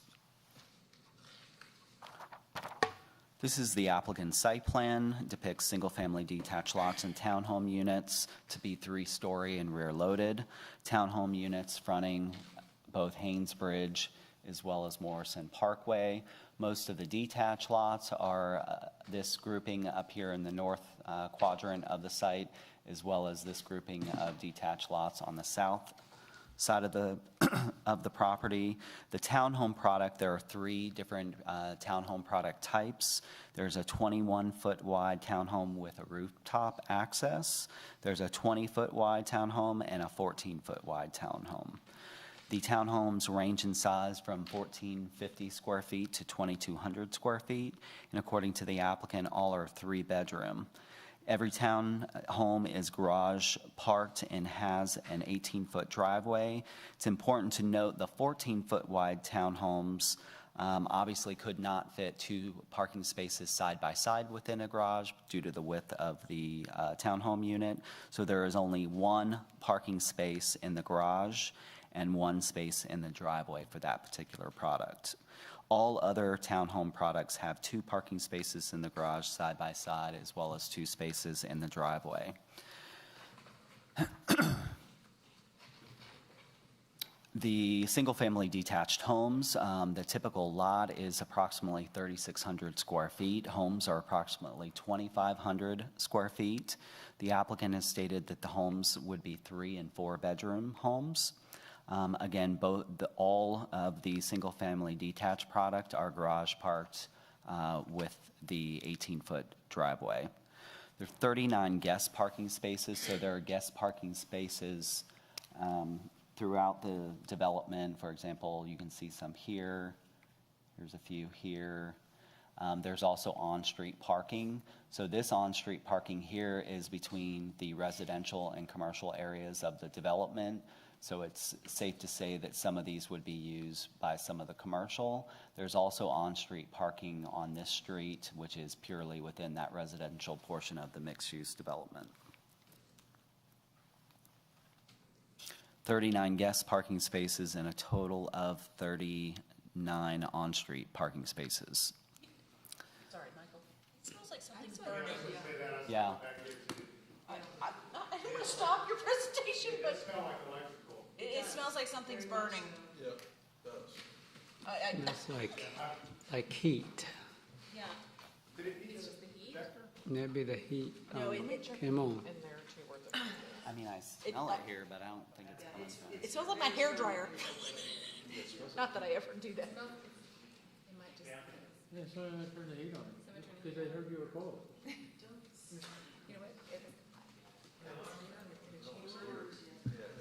No, okay, we'll just keep monitoring that. Sorry, Michael. You're fine. I was noticing that too.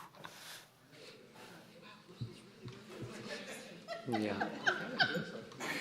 Sorry, Michael. No, you're fine. All right. I'll go ahead and continue. Cut me off if flames are behind me or something. 41,900 square feet of retail and restaurant that I mentioned earlier. There are 5 buildings depicted in this general area of the plan, so along Hainesbridge as well as at the corner.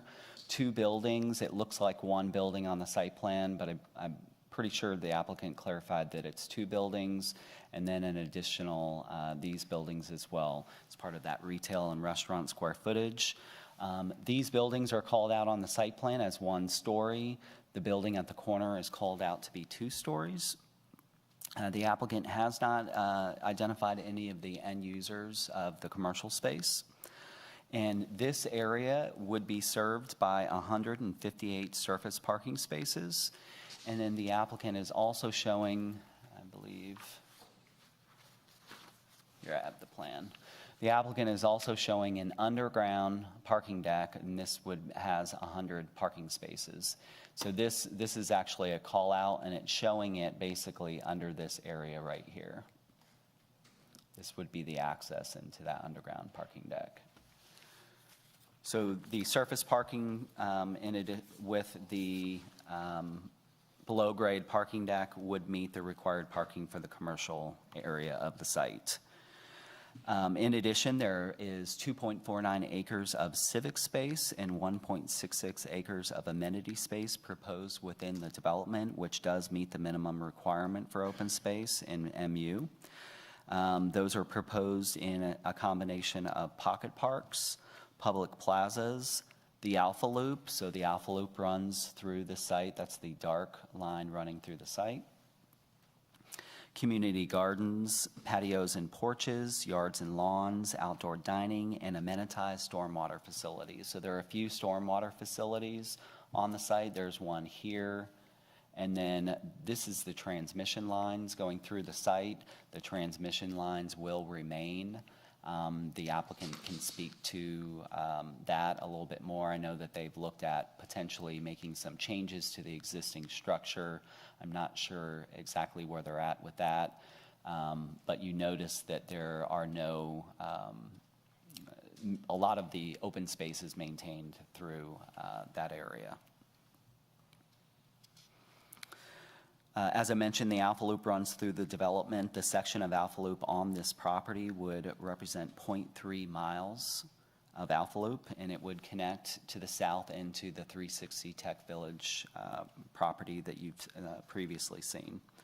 The Alpha Loop maintains a 10-foot setback from all buildings through, at least a 10-foot setback from all buildings through the site. The applicant is proposing, this is within the North Point overlay, so there are eco-district requirements. This is a new development, so it requires 7 eco-district points. The applicant has submitted information that they would like to achieve 11 eco-district points. The applicant submitted a trip generation, shows that the mixed-use development would generate 288 AM peak hour trips and 192 PM peak hour trips.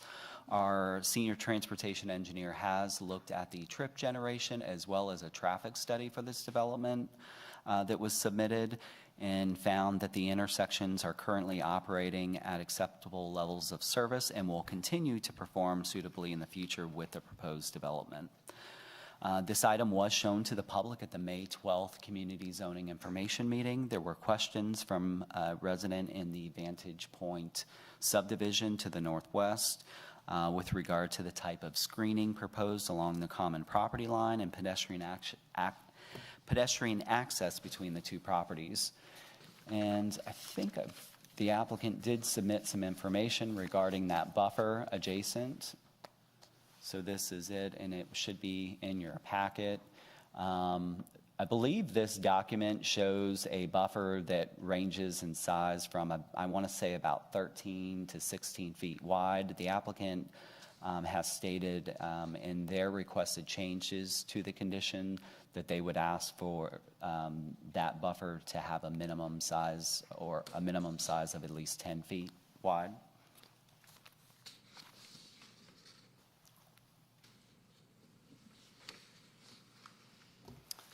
One thing I didn't, let's see if I have that in here. I didn't really show the renderings of the buildings. The renderings that were submitted were very scaled down. The applicant admittedly hadn't gotten to the level of the details on the building, so I didn't really show those, but there were questions about the 14-foot wide townhome, so just wanted to show that. this is what the 14-foot townhomes will look like, and I'll let the applicant really address this more with you. But they did submit this, and this is part of their presentation. So it has the appearance of this is one townhome unit, but you notice that there's two doors. So it's basically, this represents two townhome units here. Just wanted to mention that. Whoa. So Michael, I got to jump in there. I can't help myself. I'll be honest with you. I've never heard of 14-foot wide townhomes. I've heard of shotgun homes, but I don't think I've ever heard of a shotgun townhome. And I'm sure I'll defer to waiting for the applicant, because I'm sure he's got a great presentation of why he believes the market is great for that. My question kind of is, but I know you're going through it, is do we have anything 14-foot wide as townhomes that we've ever done in Alpharetta? So I am looking into that issue, and I've reviewed most of the townhome developments throughout the city. I've not found anything that's that small. The smallest width townhome that I found is 19 and a half foot wide. I can tell you where that's located. I'd have to find my notes. That's okay. real quick. Yeah, I interrupted you. Yeah. I No, deeply you're fine. apologize. I couldn't help myself on 14 feet. Sure. And just getting into the staff conclusion, of course, we reviewed the applicant's proposal. We do believe that the rezoning and variance request is not in conflict with the established criteria. The proposed MU zoning complies with the future land use designation of the property, and the development is consistent with the North Point vision and the North Point LCI. We believe the variance to reduce the minimum lot size in the MU zoning district is a reduction of less than 1% of that requirement. It's very minimal, and we have seen similar variances approved across the street at the Northwind Summit development. That was 24.55 acres, so about a half acre short of the 25 acres. So that was a similar variance that was approved. We also believe that the variance to eliminate the minimum office percentage can be supported given the existing 2 million square feet of surrounding office and the future 2.5 million square feet of office in those surrounding master plans. As I mentioned earlier, we are supportive of some of the streetscape modifications, given there are some hardships on the property, given the transmission lines running through the property, site accommodations for the Alpha Loop on the property. However, we are recommending that a 20-foot landscape strip and setback be maintained along Hainesbridge and Morrison Parkway, with staff approving decorative hardscape encroachments in that area between the buildings and the street. So basically what I'm talking about is if we were able to zoom in, these buildings, these commercial buildings that are fronting the streets, the reason for the variance to the landscape strip is the applicant showing decorative hardscape between the building and the sidewalk in those areas. And so we believe that staff could approve some decorative hardscape encroachments into the landscape as a case-by-case basis. And we have a condition that deals with that. So with that, staff is recommending approval, subject to several conditions. And I'm going to try to go through those quickly. The condition 1 is the site plan specific condition tying it to the submitted site plans. 2, limits the residential density on the site to 7.31 acres, dwelling units per acre. 3, conditions the architecture and materials. We do have North Point design guidelines, so we do have guidelines that will address the appropriate architecture and materials on the site. Of course, non-residential commercial development approved by DRB, and for sale residential development approved by staff. Condition number 4A limits it to 37 for-sale single-family detached homes and 144 for-sale townhomes, maximum height of 3 stories or 40 feet, no more than 10% of the units being rented.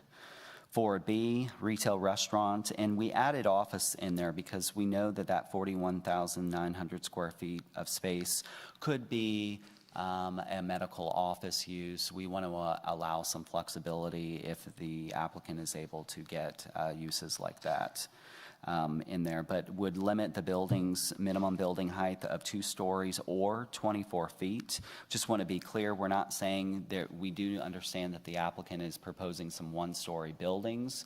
We just do not want a short commercial, squatty commercial building adjacent to our major roadways. So we like to have that taller height on the building. So it could be 1 story. It just would need to be 24 feet. And then, of course, a maximum height of no more than 3 stories, no drive-through restaurants, and restaurants shall include outdoor seating areas. 5 limits the master plan uses to office, retail, restaurant, and residential. 6 limits the retail uses on the site. 7 requires minimum parking requirements for each townhome unit shall be met within the associated garage and driveway. And I added that condition because as I mentioned, the 14-foot wide townhomes only have 1 parking space in the garage and 1 parking space in the driveway. Technically, those townhomes are proposed to be 3 bedrooms, which requires 3 parking spaces. So that's the reason for condition number 7. Condition number 8, 9, and 10 deal with the streetscapes. That's where I mentioned that on Hainesbridge and Morrison in condition 8 and 9, where we want to maintain the 20-foot landscape strip and building setback. And then we add a sentence that staff may approve decorative hardscape encroachments into the required landscape strip in between a building and the sidewalk, provided that the minimum required landscape is met. So you can have hardscape in that landscape strip, but you can do potted plants, things like that, in order to meet the intent. Michael, I hate to interrupt you. I apologize because I know you're going through it, but we have up here the applicant changes in printed form. So as you're going through these, do you mind referencing which one staff's comfortable with some of these changes, just so we can take notes up here and so we don't have to go through them in detail again? We might just tackle it once. Sure. Yeah, let me just, I'll go back through the applicant changes and get caught up to 9, and then I'll do my best to watch those as I go through. Thank you. So the applicant requests a change to condition number 1 with the date of the site plan from 3/29/21 to 5/25/21. I understand why the applicant is doing that. However, the site plan that I am looking at, which is this site plan, does have a date here of 3/29/21. I have not been provided a site plan with the date 5/25/21 yet. So I would prefer to leave the date that staff has.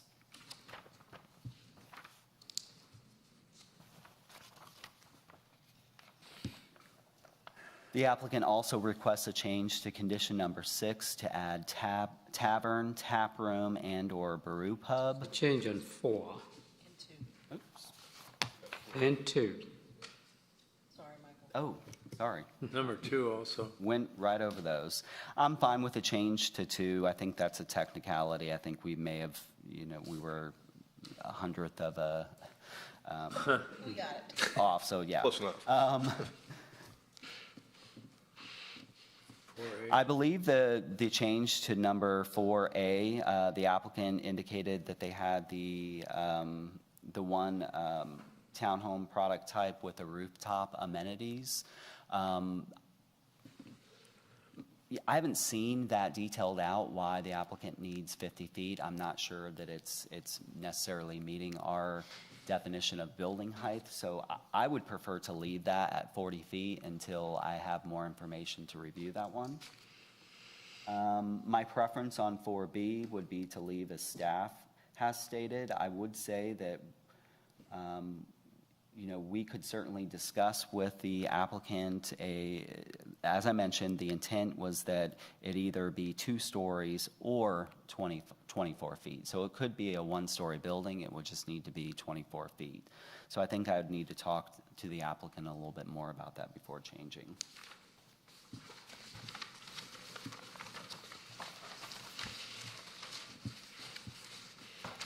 Condition 6, I don't believe that condition 6 is necessary. We have restaurant in there, so a brew pub would be considered a restaurant. We also have brewery further up in the list as a permitted use. That is 6F. So between the brewery and the restaurant being allowed, I think that's already covering those items proposed by T. In condition number 7, I would not accept that change. Given the explanation that I provided, the 7 is meant to address the condition with the 14-foot townhome parking situation. As you said, those were all, the 14-foot were all 3-bedroom? That's what the applicant has stated, that all townhomes in this development are 3 bedrooms. All 144, I believe, are 3-bedroom townhomes. The other 2 product types meet the parking. It's the 14-foot product type that is the issue. All right, and then I'm just going to go back to the conditions. I'll do my best. Please let me know if I've missed something on the applicants. Back to condition number 8 and 9, that's the Hainesbridge and Morrison Parkway streetscape. I believe I covered those with the staff approval of the hardscape encroachments. Condition number 10 deals with the streetscape on the new internal streets throughout the development.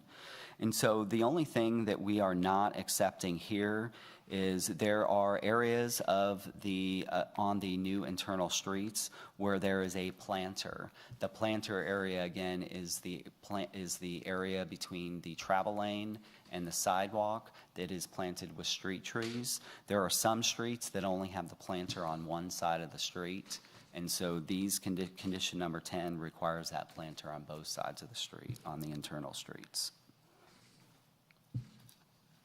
Condition number 11 just clarifies that landscape strips shall be exclusive of utilities and easements.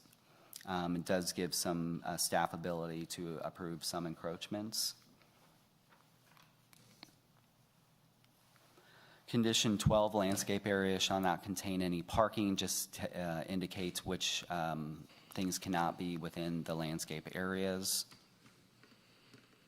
Condition 12, minimum building setbacks. Landscape strip shall be 10 foot on the side and rear property lines, and that applicant does request a change to add perimeter. That I'm fine with that change. The applicant changed to 13. On condition number 14, this is addressing the screening buffer adjacent to Vantage Point. My preference is that the elevation exhibit that was provided by the applicant showed the 13.5 feet to 16 feet. I don't know the specifics of the conversation between the applicant and Vantage Point, so my preference would be to leave as staff has proposed, and certainly I can discuss that further with the applicant before council. I'm sorry, Michael. What was your on number 13? Or perimeter? I'm fine with the applicant's change to the 13. To keep or not keep? I accept the applicant's change to 13. We just address 14. 15, raised crosswalks depicted within the development shall consist of decorative hardscape surface as approved by DRB. 16, parking for residential uses shall be met within the residential areas of the development. 17, deals with 2 tree saves. There's a water oak at the corner, as well as a water oak here near the detention pond that we have called out. And then we go on to ask for additional tree saves throughout the site. The applicant is requesting that provision 17 be stricken completely. I would hesitate to agree to the applicant's request to get rid of condition number 17 until I have more information from the applicant. On condition number 18, ties it to the civic and amenity space shown on the plans presented by the applicant. And the applicant is asking again for a change to the site plan date. I would recommend just sticking with the date on staff's recommendation for now. Condition number 19 ties the development to a minimum of 11 eco-district points as proposed by the applicant, and I am accepting of the additional sentence that the applicant has added to condition number 19. Let me ask you this. Can you put a condition on what staff is going to do? I'm sorry, can you repeat that? The condition 19, 18, 19 with a change The sentence added by the applicant is, in determining eco-district points, the staff shall consider that this is a large multi-use proposal. Can you put a condition on staff? It's, I think that we're what is- fine with the condition as proposed by staff. I don't have any problem with the language that's proposed by the applicant here, but what the applicant was just trying to clarify is that, for example, if they go after the sustainable landscaping measure for points for the sustainable landscaping, does not mean necessarily that they have to plant sustainable landscaping throughout the entire 24.76 acres. That will be worked out with staff as part of the land disturbance permit. And I think that's what the applicant's intent by adding this sentence was, is that if they go after a particular eco-district measure, they don't have to do that particular measure at every location throughout the entire development. Yeah. Okay.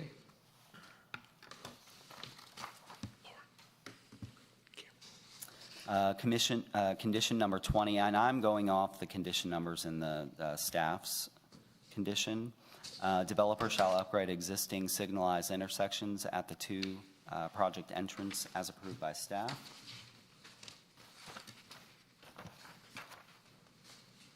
Condition 21, these are the design conditions. Townhomes oriented to Hainesbridge and Morrison Parkway shall have a front yard that is defined by a decorative low wall, hedge with decorative columns or decorative fence, which is outside of the required landscape strip as approved by DRB. Condition number 22 deals with the enhanced pedestrian crossings at the intersection of Hainesbridge and Rainwater Boulevard, and at Hainesbridge and Morrison Parkway.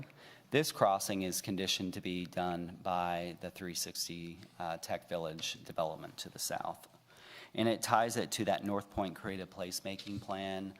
If you've seen that plan, the pedestrian areas and the bicycle areas of the actual thermoplastic crossing on the roadway is shown differently. In the North Point area, we have that leaf pattern that is used in the pedestrian crossings.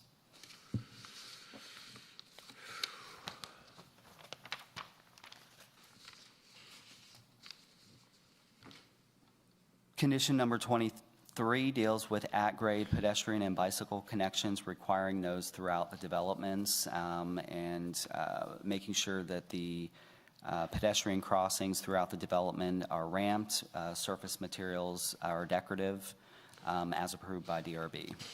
24, detention facilities shall not be visible from the public right-of-way. We do have the pond that is right up against the road, except as a decorative water feature as approved by staff.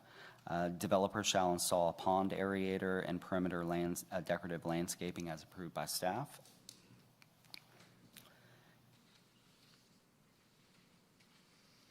Condition number 25 deals with the public art within the development, at least two original sculptures, murals, or North Point District thresholds.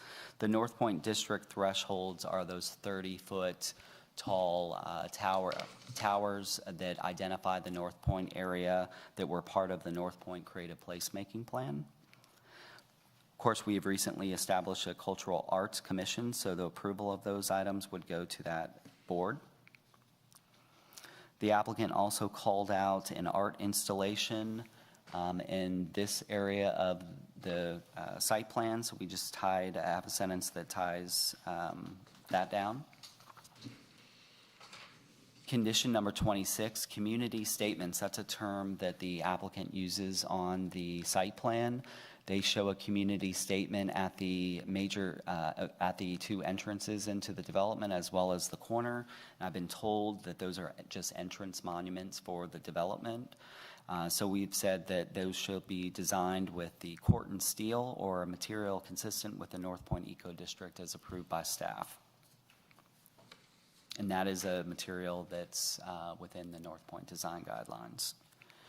Condition number 27 addresses the corner of Hainesbridge and Morrison Parkway, requiring a minimum 5,000 square foot open space area, and specifies improvements in that area: low wall, hardscape, landscape, location for a water feature, sculpture, or focal point feature.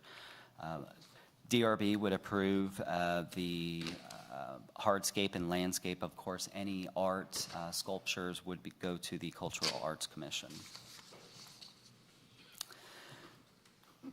Condition number 28, project entrances off of Morrison Parkway and Hainesbridge shall be designed with a minimum 2,500 square foot open space, and again, the improvements within that open space. DRB approval, any sculptures, of course, go to the Cultural Arts Commission. Michael, I would believe after a few more times we'll start referring to the Cultural Arts Commission as CAC, like we do the DRB. Sure will. But since it's new, I think it's appropriate to have the full. Gotcha. Condition number 29, provide detailed street planting for Hainesbridge, Morrison Parkway, and new private streets. Landscape plan shall be approved by DRB prior to submission for an LDP. Condition number 30 specifically deals with the Alpha Loop, ties it to what you see on the site plan and the various improvements, of course, staff approval of the Alpha Loop. And I believe the applicant also requests a change to the date on the site plan. Again, I would prefer that we leave that with the March 29th date for now. There's an additional change. We tie it to the first CO. I do understand the applicant's concerned with installing the Alpha Loop by the first CO. There's still going to be active construction going on within the development. I don't know that the last CO is the appropriate solution in that area. So my recommendation would be to keep staff's language there and let us work with the applicant prior to City Council. Condition 31 deals with retaining walls requiring... Before you go to 31, make a correction on the sentence after the one you just referred to.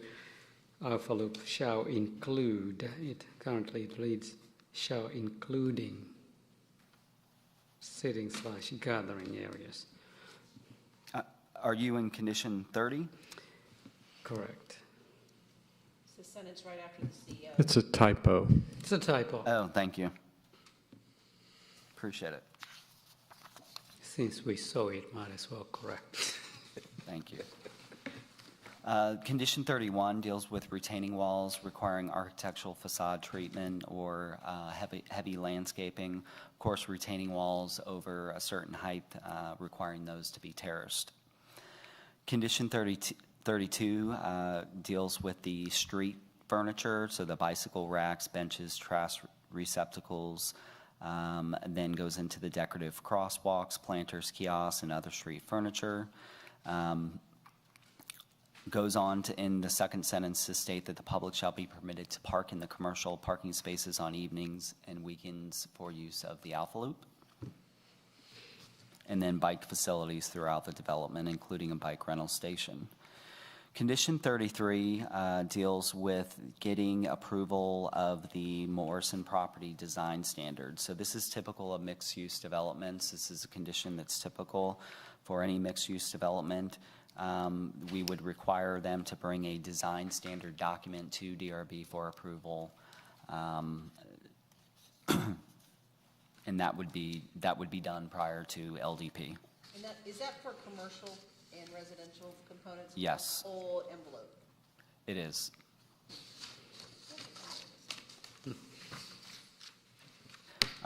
Condition 34. Make sure I haven't missed anything. Condition 34, surface parking not including on-street parking shall be screened from the public right-of-way in compliance with the UDC. So UDC requires a double row of shrubs between a parking lot and the street. A decorative low wall and or landscape berm shall be located along Hainesbridge Road and Morrison Parkway where necessary to obscure views of parking. 32, buildings along Hainesbridge and Morrison Parkway shall face those streets or appear to face those streets. Backside of buildings or back of house functions shall not be visible from the street. Parapet walls shall be used to screen rooftop equipment. So basically, especially these commercial buildings, these will be two-sided buildings. They need to have the same architectural details and materials facing the street as they will facing the parking lot. No back house functions along the road. 36, again, prior to the first LDP, because there could be multiple LDPs. Here, the applicant shall submit a revised master plan for the entire parcel to the city, which shall incorporate the approved conditions, as well as the following: A, approved specification and standards identified for each use within the development; B, pedestrian network; and C, overall open space plan. Condition 37, every plan submitted for an LDP shall include an ongoing density and acreage tabulation. Same thing that we've done for mixed-use developments at City Center, Avalon. Condition 38, alcohol license distance requirements from residential development shall be waived. We already have a provision in the alcohol license, since we've included this at other mixed-use developments, that waive alcohol license distance requirements in mixed-use developments. So I actually didn't need to include that one. Condition 39, rooftop signs shall be permitted within the development with final approval by DRB. And the final condition, number 40, all site plans and civil design plans hereafter submitted to the city of Alpharetta shall state on the first note, this plan reflects conditions stipulated through the public hearing regarding case Z-21-05/V-21-13, the mix, Morrison Park. And that concludes the staff presentation. If you have questions, I'd be happy to answer those. Thank you for a thorough presentation. My initial question is having to do with the office space, and now you do have justification for why that requirement in a mixed use would be acceptable to staff, but it refers to, in the very first sentence, say the proposed non-residential square footage could be used for professional or medical office space, office uses, which are there designated areas where such use could be applied? The applicant does not designate any areas for office use. That the office portion in the condition is added by staff. That just gives the applicant flexibility if they get an office user within this commercial area. The applicant, I believe, on the site plan does call out, I think that I don't recall if they do specifically, but I believe some of the buildings are called out for restaurant versus retail. Okay, and we can ask the applicant, yes, because what I would recommend to change is within the retail, restaurant slash other office uses such as medical office and professional. But since there is no square footage designated for such, then we'd have to determine in which category that would be included, since it's pointed out in the staff report. Any questions for Michael? Yeah, Michael, I got a couple for you. I got to go back to that last condition. Rooftop signs shall be permitted within the development. You know, my mind just goes, what kind of rooftop? And let me go in a little bit further. Here's where I'm a little disappointed. We really don't have too many renderings, you know, as far as the vertical application. We're really looking at a horizontal plan here of the site plan and the moving pieces of it. We haven't seen, and I'm sure there's a presentation coming, so I mean, I get that, but here's what we're not seeing. We're not seeing the renderings that we should be kind of seeing of what that looks like, and I know that can change, or the retail kind of construction. I'm really happy to kind of hear both sides are protected, because it needs to be, right? Because you're going to have visibility on one side and you're going to have kind of walk up on the other side. Walk me through the sequential order of this development, like concurrence and what we kind of have in play. Because I guess when I first looked at this, I saw the phase 1 plan, right? And that kind of showed the sodded play mounds and the flex field and all that. And then there's a phase 2. And I don't know if I got confused in there as is there a phase one, phase two, as it goes through that commercial development, and there's a couple of buildings on the front by Hainesbridge? You know, what's the impact there? Is there anything addressing the sequential order of what needs to be done first, residential first, you know, commercial? Are we going to see that? How long does it take?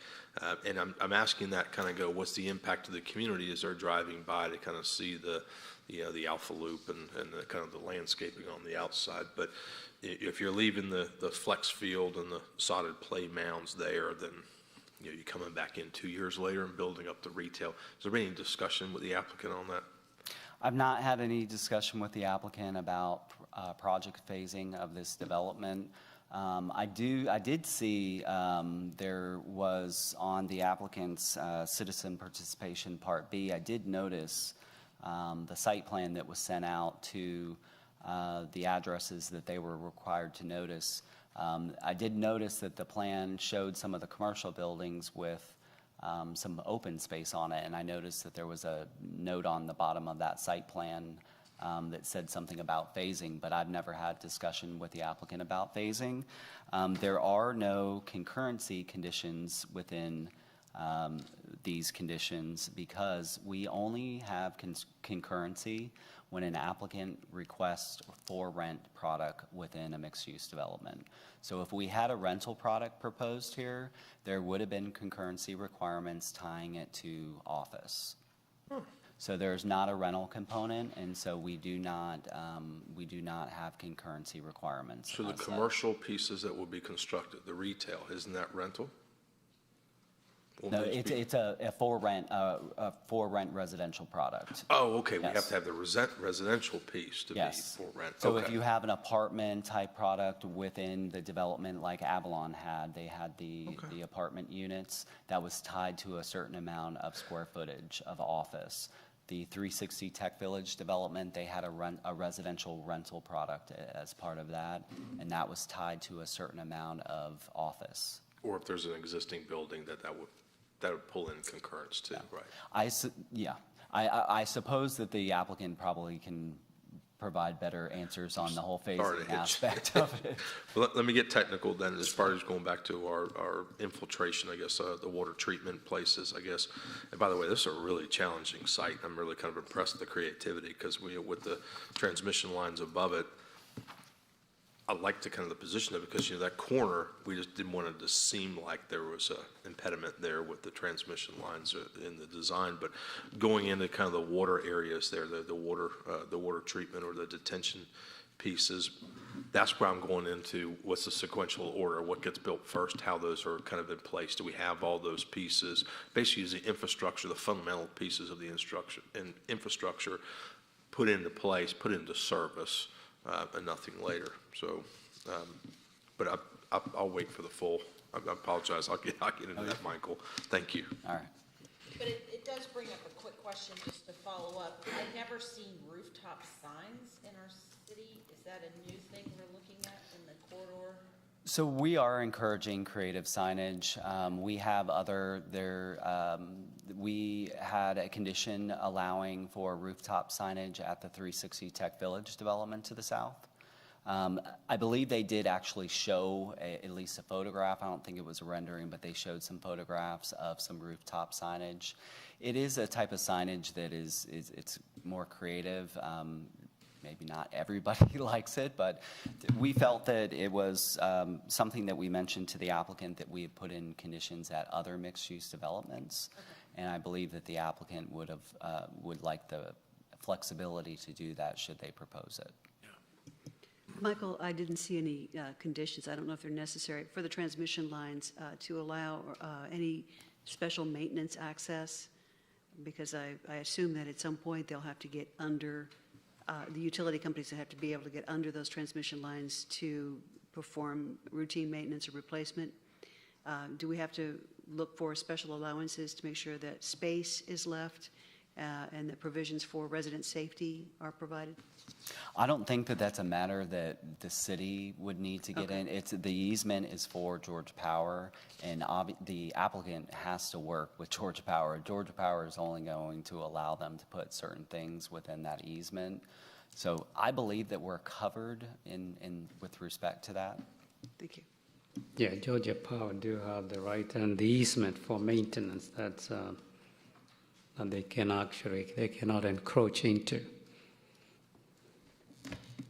Michael, I apologize. I got one more question. I want to kind of go back to, which is going to be from my theme of the night, this 14-foot wide townhome.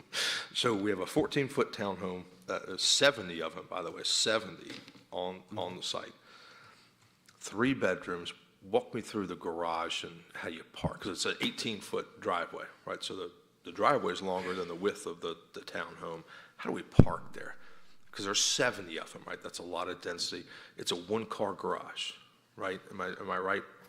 Yes. So one-car garage, then a car behind there. And here's where I'm kind of going with it is, there's a lot of tight pockets on the site plan as far as, where do people park? Right, and you have three bedrooms. What's the use of it? Is it a family? Is it a professional, husband and wife? Whatever. Tell me how the staff's kind of reception of the one-car garage and the 18-foot driveway in some of these tight pockets. I mean, staff was definitely concerned when we learned that the 14-foot unit was a 3-bedroom and there was only 1 parking spot in the garage and 1 in the driveway.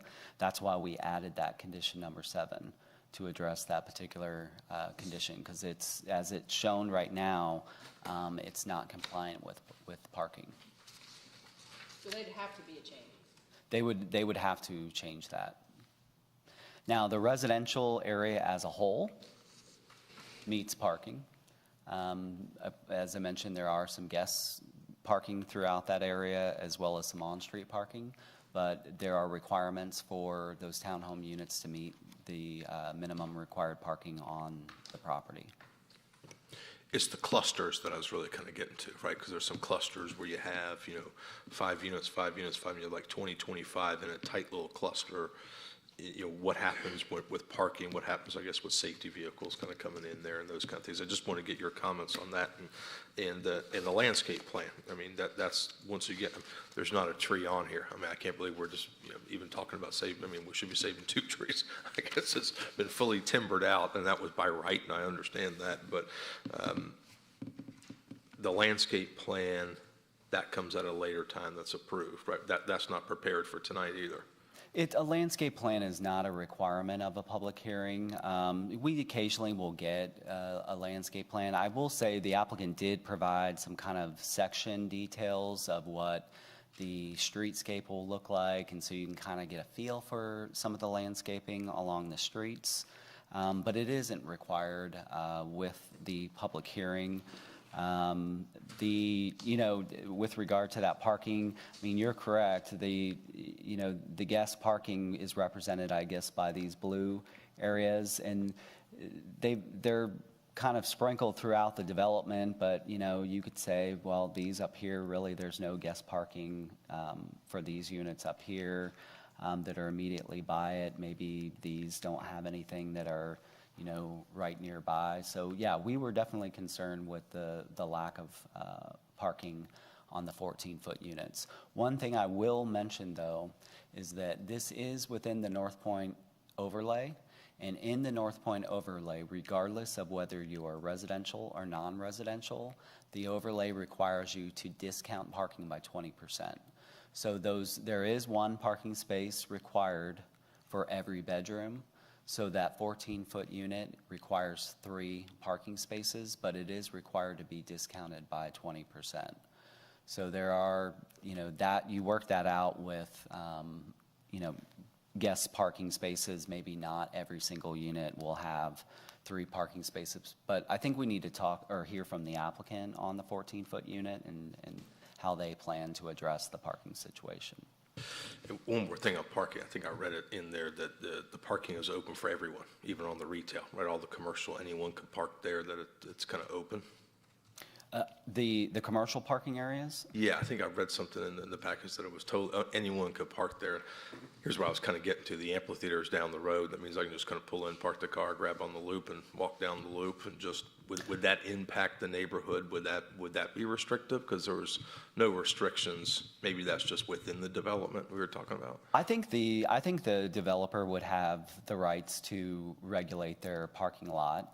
Okay. You know, people that are not actually, you know, doing business on this site shouldn't be parking on the site. Now, there was in the conditions allowing for nights and weekends for the public to park within the commercial areas for the Alpha Loop. I don't think that necessarily opens up their entire parking lot. I think that's something that we can work the details out with the applicant. It's probably likely that we'll get to a specific number of parking spaces set aside for the public, so that it's very clear. Okay. Thank you, everyone.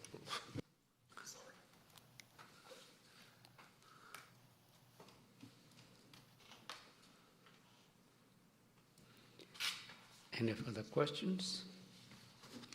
All right, we may have more questions after the applicant presents.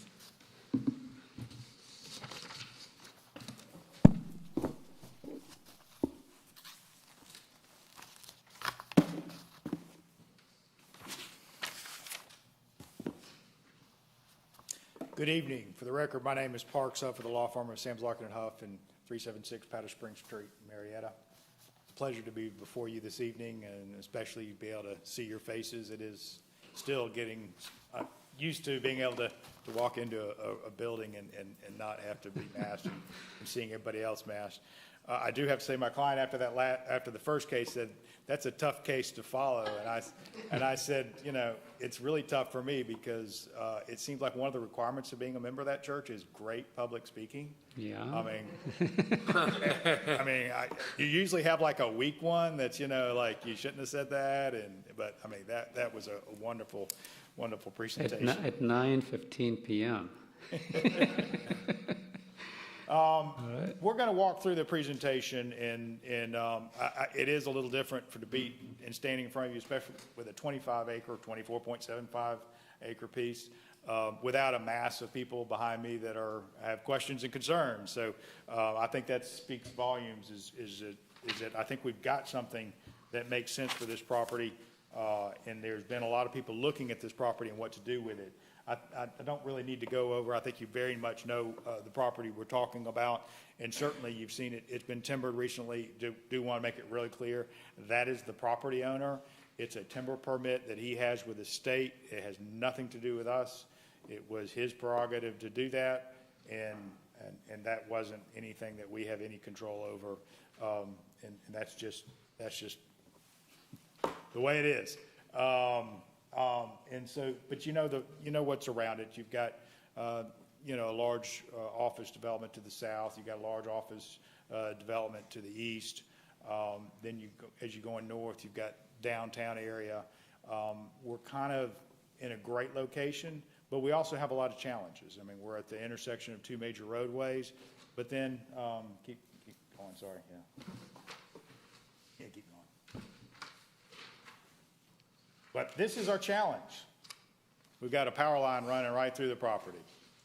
I mean, what do you do with a property bisected by a power line? And in my understanding, people have looked at it like you take that bisection of the power line and you put something on the north side, and I'm not suggesting this, but people, looked at, do you do apartments on the north side of that power line, and then the power line easement, and then the south side you do commercial or office on the south side. That's the easy way to develop this piece of property, is using that power line easement and just saying this bisects the property. There's also the Alpha Loop runs in this area. The city's plan that shows the concept for the Alpha Loop actually brought it down Hainesbridge and then straight underneath the power line easement to the part, then it goes south again. So again, it takes it under the power line. Not the best location for the Alpha Loop to be, right underneath the power line for that section. What we've come up with, and I'm going to, since we're kind of late and we've got a lot, I'm not going to go through a whole lot of this, but this is what I consider a transition piece. You're transitioning from, we're at the very edge of the North Point overlay. You're transitioning to some residential to the north. You're transitioning to downtown. You've got office, intensive office to the south and east. So, I mean, this is a transition piece, and that's how we've dealt with this property. It's a transition piece that's got a natural bisection to it. So I'm not going to go through all the y'all stop me. If there's something you want me to focus on, I will, but I'm not going to go through all the different iterations of the comp plan and all that. Your staff has done a great job of explaining that this is consistent with your comp plan. Go to the site plan. And so this is the site plan. And let me say that just out of the box, the difference in the dates is his fault. Okay. Is that the plan that was submitted still had the old date on it. When he signed it, he signed the new date, but the staff appropriately saw that it says date down here. So we're talking, just to be clear, we're talking about the same plan. So there's no inconsistency in the plan we're talking about. It just did not have a revision date showing that, although the signature did have that different date. So we understand it's the right plan. So what we're talking about, go back to we'll go to the color plan. Let me mention something. When I sign a document or stamp a document, I do not backdate or postdate. I do not backdate or postdate. I put the date I signed it. Yeah. So he did the right thing. Yeah, he signed it. I'm on his side. When you put an engineer stamp, you put the date that you do it. But just to be clear, I mean, because the worst part would be if we're talking about different plans. We're talking about the same plan. Just how to describe it. So there's no inconsistency there. I was filling in the gap of time when you were talking to him. So again, this is naturally bisected. I mean, you see that power line going through there. And what we did is in Brock Built Homes, who has great experience in building in the metro Atlanta area and also throughout the southeast, but as this will be their first project in Alpharetta, they've got great project going that they've developed in Marietta, Woodstock, and they're known for some of their downtown projects. So they're very used to very urbanized, denser developments. And so what they did is ask their land planner to come up with a way to deal with these challenges. And so what you see here is you come down Hainesbridge Road with the Alpha Loop, and then the Alpha Loop comes in on our internal road at a radius. And so instead of being, there were two options for or I guess three options for the Alpha Loop. One is you just run along the roadway the whole way, or do you bring it inside the site? You could bring it inside the site by, again, running it down the power line, but we chose to actually integrate it into our development along that roadway that's curved and bring it into our site, so it'll be a better experience for the people on the Alpha Loop, and it will be a better amenity for our buyers and our customers at the retail. So it's real important that that's how we dealt with this challenge, is by coming up with a site plan that ignores the power line and doesn't bisect the property and does that Alpha Loop throughout it. It is a mixed-use development. We've got commercial focused on the corner. And I do want to say, Mr. Brady, that you did note that one of the things when you go through the staff or the application, it says if there's a phasing, to provide a phasing plan. Our land planner put a phasing plan together to say that all that commercial is not going to be built at one time. And so what would we want to see in those places where you have dead commercials or unbuilt commercial space, not just sitting there undeveloped. So we had a phasing plan to show that. Candidly, that was attached to the notice letter. It should have been the full one. I blamed him for something. Now I'm going to take the fall on this one. That was my mistake. I should have been more careful in looking at, when I told my assistant, attach the color, because we couldn't decide whether to do the color one or the black and white one, which was easier to read. And I chose that one, but then I didn't sit down and say, this is the right one. That's my mistake. So, but that phasing plan was done intentionally to give the city an idea of how we would phase the commercial, because you're not going to have all that commercial built at one time. And what do you do with some of that space where you maybe are waiting for the commercial to get built? I mean, we'd love it if it did, but we just realistically, there will probably be a phasing element to that. If I can keep going.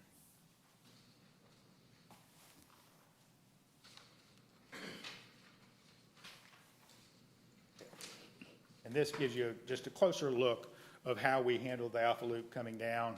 Want to make clear that the townhomes that face Hainesbridge Road, that those will actually face Hainesbridge Road. And you can see pedestrian access out to the Alpha Loop along that section there.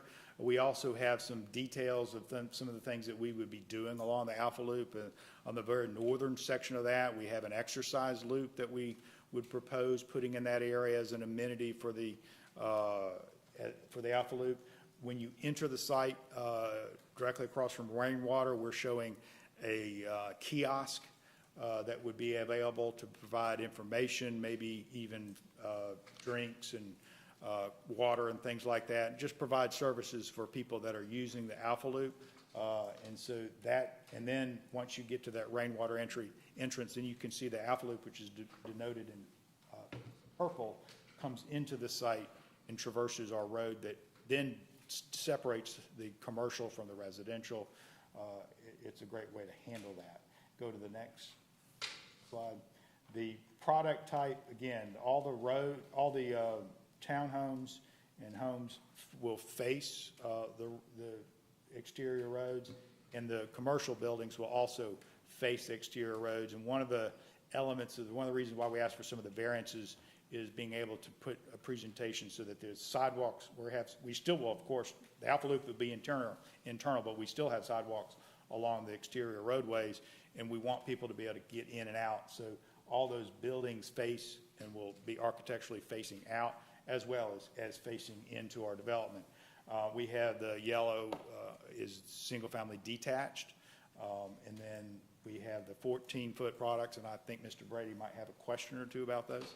And we will be answering those, and then we've got a 20-foot product also within there. So we've got different housing types, and so one of the challenges for this site is it's got the value of the land, development cost. Putting all this together, we needed to have a diversity of housing types that will create the vibrancy and the viscosity when you start selling. Go to the next slide. This is the phasing plan, and this was intended again to just say that if the commercial was not all built at one time, how would we handle the parts that aren't developed? And we wanted to have an idea and a concept of the city so that they know, in fact, that we just aren't going to just leave a place. We've all been to developments where they leave it graveled and it doesn't look good. So we would actually create some active space while the commercial it comes online. Do want to point, my client was making sure that I mentioned this, and that building A, which is it's actually two buildings connected by a roof line, is the central building. That's going to be built first. That's going to be the central focal point for that intersection and the focal point for our community in terms of commercial.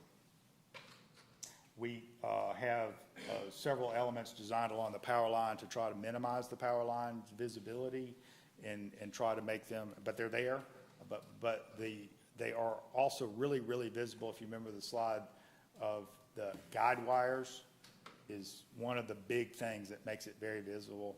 They are working with Georgia Power to get a cost on how to, there's no way to make it go away, but we can eliminate the guide wire, make the whole thing go away, but we can, we think, eliminate the guide wires or at least greatly minimize the number of them. I think they're like 8 coming down on either side.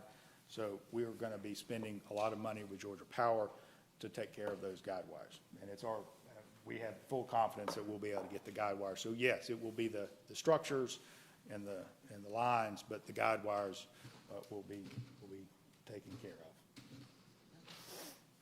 Now, we had, throughout the process, Adam Brock, who is here, was able to sit down with a lot of the people that have interest in the area, the different civic organizations and the different office developers and came up with a concept.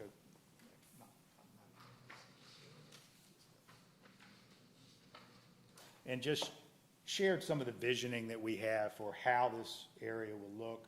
I mean, we want to have a lot of outdoor space, a lot of patio space, a lot of covered space for gathering and different community elements. And so that was just kind of a visioning plan for how we were going to have the community develop. And then if we go on to the next one.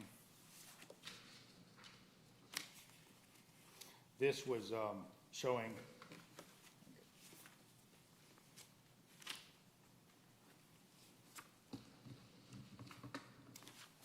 the streetscape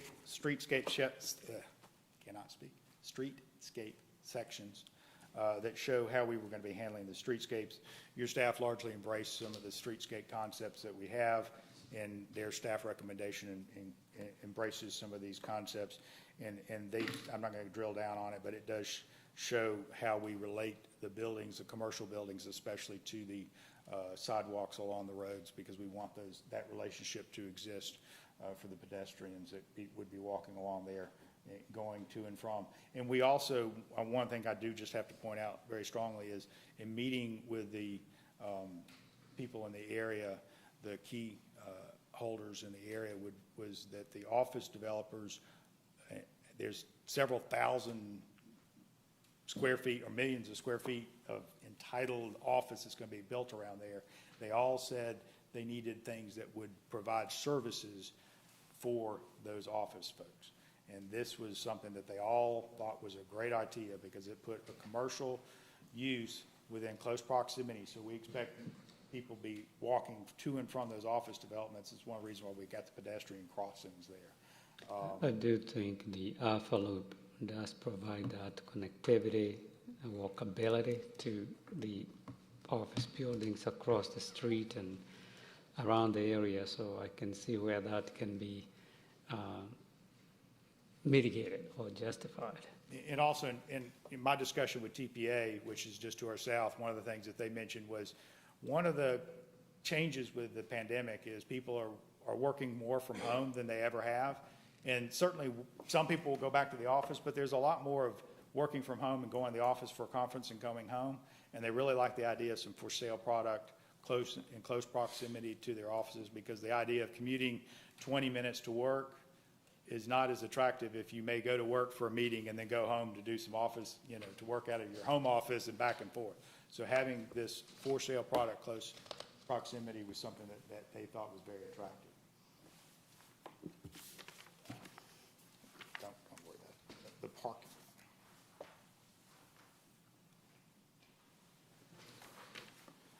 Let me talk a little bit about let me just go right to the one. Go to the 14-foot product.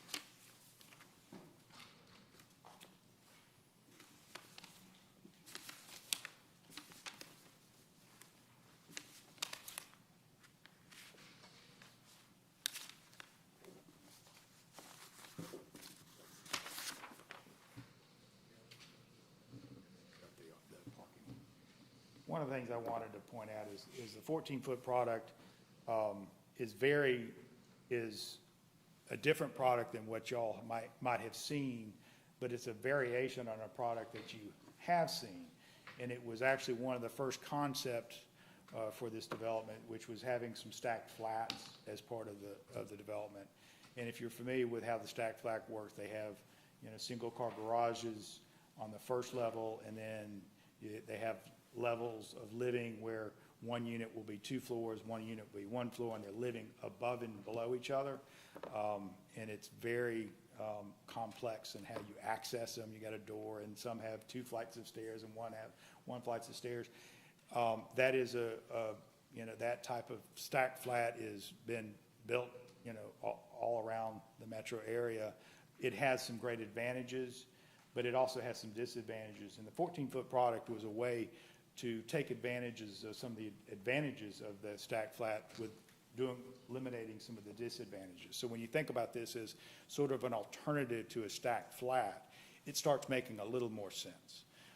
because that is who our buyer is someone who'd be normally buying a stacked flat, but it's someone who now they got their own unit, and there's some appeal with that.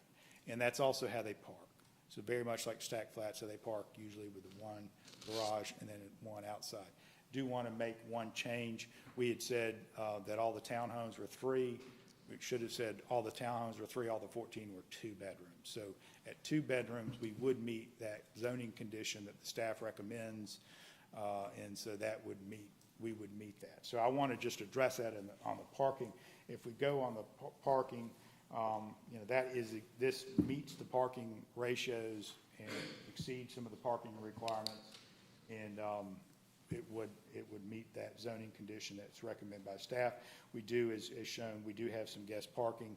We will be, making sure that is as efficient and spread out as we can. And that is one thing that I do have to say, Brock is used to building in this environment. They're very aware how to get the parking that they need, and they're very aware of those issues. The next slide is just showing the landscaping against the Vantage community. We've had great dialogue with them. They are really, quite frankly, our closest and only really neighbor, and we want to be respectful of them, and we will have a landscape buffer between them. The only reason why I'd suggested 10 versus 13 feet is until it's fully engineered, we don't know whether they're exactly what that width may be, but I think we can live with it as the staff recommends. The sidewalk summary, I asked for this slide, so hopefully you find it interesting. The Alpha Loop is 0.38 miles through our site. But one of the things about how Brock builds their product is they're all a rear load product. So they have alleys, and then the park in the rear, and then the facade of the home faces a road, and then that road will have a sidewalk on it. So it's not efficient, if you will. I mean, the easiest way to do it is a road, sidewalk, and driveway, and just efficiently. And one of the things I thought was interesting is we have 2.23 miles of sidewalk within this, and that's a function of one of the functions of that is the fact that we've got sidewalks everywhere, and we've got a rear-loaded product so that the homes all face a street with a sidewalk along that, and it's an uninterrupted sidewalk, so you don't have driveways coming in and out of those sidewalks. It's very important, and I thought it was interesting. I asked the engineer, I said, can you put together something, tell me how much sidewalk we got in this project. 2.23 miles of sidewalk plus 0.38 miles of the Alpha Loop. Go by. Now, yeah. Oh, yeah, no, please. You got the Alpha Loop is green, you got the sidewalk is blue. I thought the sidewalk did go all the way down Hainesbridge and around Oh, it does. I don't think he counted that as within the, or did you? Is that his fault again? Yeah, it might be. And the blue doesn't show. I was trying to do this. And I see how y'all shorten these meetings of the air conditioning. I think it's turned off at a certain time. Yeah. Is it me or? There it is. There it is. Yeah, so that just didn't show up very well. But yeah, the sidewalk, sidewalk along all the perimeters and interior, yeah. So when you talk about the idea of back-end loading the community so the sidewalks are on the front, is that going to hold true for the single detached homes on the? Yes, and we're going to get some great graphics to show that. Yeah, perfect. Let's start going to this one. So this is looking into the site from Morrison, looking northward into the site, and you can see the single-family detached on the left. And yeah, these are not highly, graphicked out. They're really designed to show massing and how things relate to each other, obviously. And then on the right-hand side is the townhomes. And so, as you can see, the sidewalk is uninterrupted by driveways because it's a rear load product. And so when you come into the site, you've got street trees and sidewalks and the front facade. It's very attractive, and that's one of the things that Brock is known for. The next rendering will just show this detached homes as you kind of see it from the other side, and then shows this is from an angle and showing the townhomes on the right-hand side. And the next slide, this one shows how the site plan, and it's very, if you can look at the small detail of the site plan that's circled in red, you can see those clusters of single-family homes. When you look at the site plan, it looks like it's facing just a narrow thing of green. That is, I think the terminology might be muse, which was a term that I think the Scottish or whatever, the guy with the accent might know what that means, but it's a muse, which is, I think, a Scottish term. So these homes all face this cluster green. And when you look on the site plan, you don't really realize the scale of it, but it provides, there's a rear entry home so that you park in the back, and then the front of the homes face this green. It's a really, really nice concept, something that they've done very, very well in Metro Atlanta, and they've got that in Marietta and Woodstock. This is the entrance coming out on Hainesbridge in Rainwater. A couple things I want to note too is if you look on the left-hand side, that is one of the buildings that we have casually mentioned is most probably like a restaurant building. That's that right when you enter there, so it would be right close to the Alpha Loop. It's a little smaller in scale, so it looks like we might have some, that would be like a restaurant space. A couple different concepts of how that would work, but that's this is not designed to be like a Dunkin' Donuts or fast, this is going to have to be built and purpose-built and have the right tenant in there. This is not a cookie-cutter national type tenant. But that is a concept of how we see that building evolving over time, and you can see some of the rooftop elements that would be part of this project. Now, if you go to the next slide, this shows you the corner right at Morrison and Hainesbridge. And again, very important to us that we not just hide it or pull it in. We wanted those buildings to relate to the surrounding sidewalk, look inviting to the community, but at the same time create separation so that when you're inside, you don't feel like you're out on the road. So it's trying to do both things at the same time. And so you can see we take advantage of the elevation and to have very big, expansive patio space, outdoor space that would, as you drive by, we hope people see people having a good time out there and will want to come in and see what's in there. We've got, we call it Building A, but it's really two separate buildings covered by a roof structure and outdoor space, making that connection between it. Again, it's to bring some lightness and brightness to the area and to the buildings and make people feel very welcomed into the area. Again, this is just showing a different concept of that. Going just a little bit further up, and then just another concept. And then let's go, show that one. And I will touch back on the 14-foot product. So again, if you think about how the stacked flats, how you would have a narrow door next to the garage, and then sometimes you have a door on the front, and one door might serve 2 units. You'd walk in, and then you go up the stairs, and you have a common door and 2 units. That's how the stacked flats work. This gives each owner their own front door, and that's something that's, again, something that we think, if you look at this as really kind of a version of a stacked flat, it starts making a little more sense. And you can see how they've done it is having 2 14-foots next to each other, but the roof lines are combined, so they look like 28-foot units.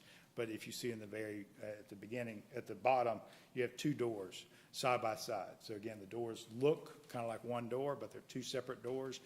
And so as you drive by, it looks like massing-wise, it looks visually very pleasing, and it gives a housing option that is needed in this development, and we think in the city also. This is lane. 35 feet, something like that, right? How long? 35 feet by 14. 50? 14 by 50? 14 by 50. They're all 3 Townhome products are the same depth footprint, just some are 14, 20, 21, so then, the other question on the Townhome Product, since you answered that one, on one of the conditions, you asked for the three-bedroom rooftop townhome to go to 50 feet. Yeah, and we agree with staff that we haven't provided them the information to change from that yet. We really think it will probably be closer to like a 45, and it also is going to be a discussion to make sure we understand how they're measuring height. I know that sounds like a crazy. So you'll work on that? We're going to work on it. I mean, we're really not different on that, and we're comfortable with the staff's recommendation with us having further dialogue and us drilling down on it. Some jurisdiction measure to the very to the roof. If you need to come to the microphone since we are being recorded. It's Adam Brock. Hi, sorry about that. And what's your name? Adam Brock, and I'm at 1850 Grand Oaks Lane, Woodstock. The 40 feet will be fine for the first 3 floors, the primary floors of the unit. When you add the rooftop, we like to do a pop top on top of it. It's usually 25% or less of the roof space area. So you have space to come up, there's typically a closet, and then you'd walk out the door and have 75% open roof that's usable space. So it's that pop top that creates problems where I've done it before where we had height restrictions. With that, I usually end up being in that, as Park said, 45 to 47 foot. That's why I put 50, because it'll give us adequate space just for the access point onto the roof, if that makes sense. So you'll have time to clarify that before they council? Yes. We'll provide them the exact product to show them, and it may be that for this product, it will be maximum height of this, but we're confident we can resolve that discrepancy. Back to the 14-foot townhome. So you said that's, sorry. You said it was I going to told be. you, I'm like a dog in a bone. I can't let go. You said 50 feet. The 1450, does that include the garage or excluding the garage? That includes it. Includes the garage. Yes, sir. Go 50 foot. So they are depth-wise is 50 feet, including the garage. So your first floor on the 14-foot unit is, if you went from the rear of the unit, would be a 1-car garage. You walk out of that, you have a hallway, stairwell up, and what was going to be a bedroom, which will now just be an office. And then you go up the stairs from there. You have your living room, your kitchen, and powder bathrooms. And then you go up another flight of stairs, and you have kind of a dual master suite. So the whole 3rd floor is kind of dual masters. And then that's it. That's the whole unit. And I got to tell you, just anecdotally, we typically, Brock, if I looked at the product we've built, townhomes are my bread and butter. I've done thousands of them. And typically, I build a 21.5 by 47.5 foot unit and do it over and over again. Not been a big believer in smaller townhome units. That's usually because architects come to me and say, if you go to 18, we can do this. If you go to 16, we can do this. So it sounds weird, but the 14 is the first one I've actually liked. And that's because at 18 feet, I lose too much benefit out of my garages and the space. You know, you lose space, but you really aren't gaining an economic benefit in terms of variation in price point. So an 18-foot unit versus a 20-foot wide unit, the cost to build and the price I have to sell for is roughly the same as, you know, each other. When I go to 14, I can actually see a real tier and price point and get those prices down. So this is kind of an attempt to be able to hit something that the market's not offering right now, which could be a sub $400,000 product. So we're thinking 375s to about 425 on those units. On Cumberland Boulevard, right near Home Depot's headquarters, Reverie by Ashton Woods, they did this 14-foot product, and that's where I went to see it, walked their units, and thought, you know, I was not a believer until I walked in them and realized these live really well. They were efficiently designed, so that's where we got the kind of concept from, and the fact that they were elevated in a way to make them look actually more substantial and bigger than the other units, I think was kind of the selling point for me, is that it doesn't feel like it diminishes the site. So if you notice too on some of the colorized versions of the plans, they say V13 or maybe even V14, V12. That's because that is literally the 14th or the 13th iteration of the site that we have gone through. I think we did 8 or 9 before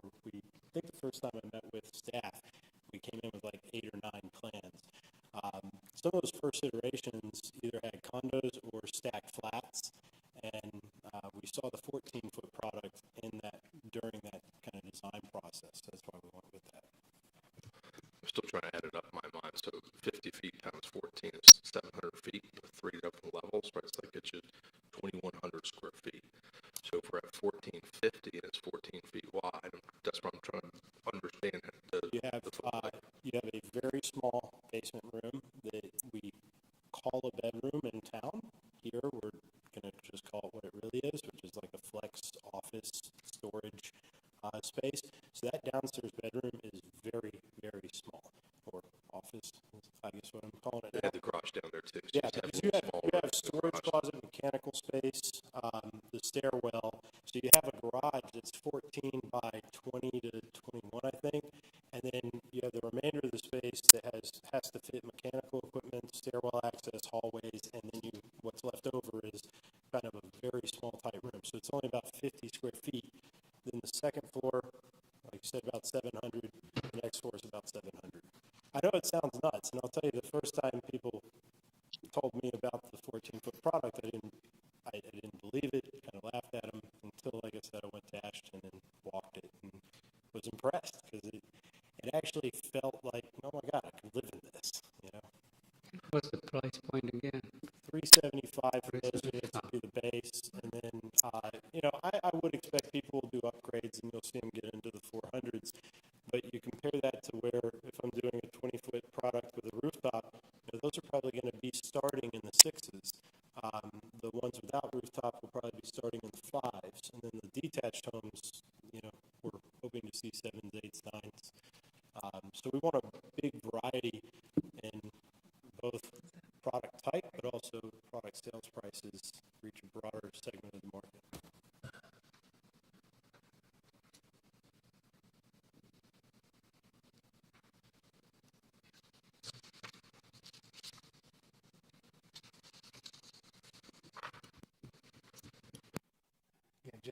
Just some more rendering showing the streetscapes and how, we will do a tremendous amount of replanting and such. And this is the streetscape along Hainesbridge Road and how those townhomes will face the Alpha Loop along Hainesbridge Road. And that will be very attractive appearance along the road. And then all the streetscaping, BD strips, all that. Trying to see what other.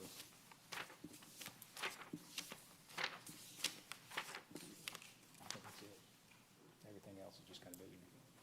So that is, in a nutshell, that was probably longer than it needed to be.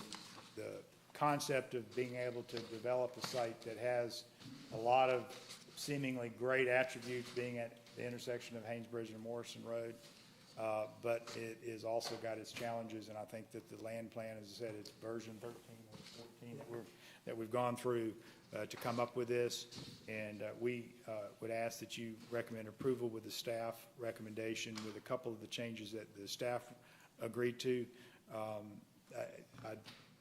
Really not going to quibble, because I do think that where there's slight differentiation between what we asked for and what the staff asked for, a lot of it is just really understanding what the two issues are. For example, that the Alpha Loop will be built by the first CO. Well, that means we've got a whole lot of development and a whole lot of building that will be taking place along the Alpha Loop, which will not be able to be open because it'll be heavily. And so I think the staff recognizes that that's too soon. Our proposal of last CO is too late. So we're gonna, and I'm very confident we're gonna sit down and come up with how that needs to be phrased. I don't think it needs to be tied to CO. It probably needs to be tied to the phasing of how that development works. We understand the issue. We just gotta figure out how to describe that so that, because the Alpha Loop is very important to us. It will be an amenity for our development and will be very, very, very important to us in the city when it's done, because TPA's project, I think they're gonna start their portion of that TPA, of the Alpha Loop south of us. We will probably hopefully be done. As they get theirs done, hopefully we'll be starting to get ours going. So it'll be really great, big section of the Alpha Loop getting done at one, hopefully within close proximity. So appreciate your time, be glad to answer any questions you have. I was remiss in that in the beginning of the presentation, I meant to introduce Adam Brock, who is the principal with Brock Homes, Jared McKinnon, who is our engineer. We have John Walker, who's the traffic engineer, but quite frankly, we thought traffic would be like the #1 question, but really, if you don't do a big office development, everybody y'all are a sophisticated jurisdiction. Most people will be like, oh my gosh, all this traffic. No, compared to what it could be if it was an office development, this is low traffic. But we all have the traffic engineer if anybody wants to ask him any traffic engineering questions. But we're all here to answer any questions you have. Greatly appreciate your time and consideration tonight. Thank you for your comment. The way I understand it is you are dropping the changes you made that were not acceptable to staff. Okay. All right. Any questions for the applicant? Yeah, I have a question with regard to the retail restaurant. The staff had recommended 2 stories and 24 feet, and you went to 1 story and 18 feet. What's the rationale behind that? And again, this is more understanding exactly what the condition was. It could be 1 story, like that restaurant building that I showed you at the beginning. That's going to be designed to be like a 1-story building. They want, and we agree with it, it needs to be massed in height and tall enough. Right. And so we threw out 18 feet as the maximum height. We're fine with a 1 or 2 story, and they said 24 feet, we said 18. Maybe 20 feet is going to be after we have a discussion to make sure we understand, does it include parapet, things like that. We agree. You need the scaling of those buildings along there. We totally agree with the staff recommendation that requires some scaling along the road that's going to be there. The building A is going to be 2 floors, but some of the building that we've identified will probably be like a restaurant space, is designed to be 1 story, but we understand they want a certain height to it, and we agree. Any other questions? Yeah, just the underground, I guess, so the phasing of the second portion of the retail, right? So we got 41,900 retail, and the phase 1, you put a certain portion right there on the corner, right? And then you come back later, dig the site up, go underground with this underground parking system, or you put the parking system in to begin with and putting grass on. I'm trying to understand can you guys talk a little bit of this, if you don't mind? What's the sequential order that you'll see happening on the site, as far as infrastructure and everything else? I guess you got 181 units. You're going to try and put all the living space in first, right? Because that's probably makes more sense. Come back and build the commercial for the services. But there's only 41,000. I'm just trying to understand that, especially with the parking deck you have underground. Yeah, there's a couple of things about that. The residential will phase build it, so what we'll end up doing is starting somewhere between 5 and 10 of each townhome type. So we'll hit the ground running with, say, 24 units initially, and then we look to do somewhere in the neighborhood of 2 to 4, call it 3 per month of each product type thereon until we build out. For the retail for the retail and commercial, I'm being extremely selective of who I would want in those spaces. So the idea is not to get national brands. I've already turned Dunkin' Donuts down on this project. I don't want Quick Trip. I know them well. That's not what we're looking for. We're looking for more, I hate to use the word artisan, I feel like it's a little played out, but that's what I'm looking for. I'm looking for something special that actually very similar to right outside this building, having more the owner-operator and kind of destination placemaking. And part of that reason is I can just tell you what I said to Dunkin' Donuts very bluntly. They offered me a great number for a certain amount of the site. And I said to them, you're going to cost me at least $50,000 in sales value per unit that I go sell, because now you're going to have large tractor trailers instead of small box truck delivery, and it cheapens the residential project. If I get the right users for commercial, it will actually enhance those values, and that's what I'm looking for. So where the phasing comes in, I'm gonna do all of the infrastructure at once. And financially, this project's modeled off of all of the horizontal infrastructure being done and then supported by just the residential in terms of costs and economics. Building A is one I want to build. We're going full steam on the design of it. I know what I want there to frame the corner. I'm looking for the right type of market, like a fresh market, probably not that brand, but there's a company called Foxtrot, which I put in your package there, that's out of Chicago, something like that. It's kind of the neighborhood market. I want you to be able to walk out your door, buy your bottle of wine, buy a block of cheese, walk upstairs, have a drink with your neighbor on the outdoor space, listen to live music. We will have some office in that corner building. So the long run that goes along Morrison is where I see the market being on the ground floor, probably restaurant and food and beverage uses on the second floor, outdoor patio space for them to go out and seating. The building on the right is where I would see, if we had any professional users, that's where they would go. I know we're going to take some portion of that space and keep it for leasing and management, the community. All the other buildings, the flat pad areas, will start with temporary activations is what I call it. So we'll have kind of programmatic spaces there, dog parks, food truck pull-up, that kind of stuff. Gives us time. Really, one of the ideas, this might sound stupid, but one of the ideas is the food truck park is intentional. As we like the food trucks, my plan is to go to them and try to incubate them and say, hey, do you want a real location? Again, I'm covering the basis of the project with residential. That gives me flexibility to work with food truck operators and such, and I don't have to say sign this 5-year triple net lease. Instead, I can kind of work with them, maybe do percentage rents and help incubate the right people coming in. So that's kind of the concept for the commercial, is to be very intentional. There's a line we put in there. We actually hired a design firm called CID to kind of do a visioning process for us. And part of that was describing to them, I want a highly connective and well thought out, cohesive, and intentional development. So the connectivity between the uses and the adjacent uses coming over, and intentional, and that we don't want just any restaurant. I don't want to be in a position where I have to just take the first lease that comes my way. I want to take the right tenants and that are going to bring value. Does that answer it? Yes, thank you. I get long-winded. I'm probably worse than Parks. I'm still going, I'm going to make one more, because you do a total infrastructure, right? The whole development, the whole horizontal gets put in, the street system and everything's put up. That's when you have the alpha loop activated, right? Yes. So we have the activated through the site. You kind of chain off the residential as that's being kind of developed, and you're chaining off kind of the commercial where that's being developed.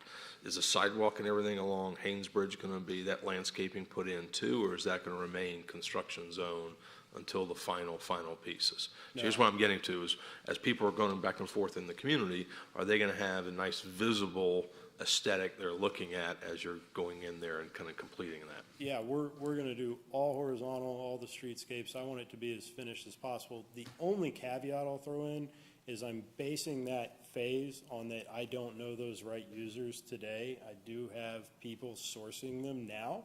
So a few months from now, as we get through the permitting process, design review board and LDP, if I have the right massing of users, the right restaurant operator, if I can get Hal's to come up and do a second location, then all of a sudden it'll be, let's go right now. But I don't have them, just bluntly, I don't have those partners yet selected. So I'm willing to go and build building A on spec, because I kind of know it's right and make people fit into that space. But the rest of it, I want to kind of leave some flexibility up to who those users are. If a Asian Pacific restaurant might have one flair to it, whereas a American steakhouse or something would have another. So that's kind of the mentality. So I'm getting back to conditions. Yes. You just basically said everything's going to be put in, so it ties back to the first CO, that you're okay with. Well, that. no, so That's where I just went with that, and I just want to make sure you're acknowledging that. Well, not on the Alpha Loop. As we build it out, my concern is really with the townhomes. So less about the commercial space, more with the townhomes. If you can put it up, Parks, I don't know if. So there's a large number of townhomes that they front onto the Alpha Loop, or they're directly across the street from the Alpha Loop. Kind of my suggestion on this would be, and we haven't discussed it fully with staff yet, but my suggestion on this would be or if you look at the, by the detention pond, the 4 single-family lots in yellow, the Alpha Loop runs right in front of them, right? So I would not want to build that section of trail until those homes were being built, and I would condition it no differently than a standard sidewalk gets conditioned, where each lot has their section that has to be built in conjunction with the unit adjacent to it. So as you march down the Alpha Loop, I wouldn't build the next set of 14-foot townhome buildings. There's 1, 2, 3. You know, that section of the trail would have to be complete when those are CO'd. And then as you keep going, same thing. So as I build those units that are along it, we would build the trail with it.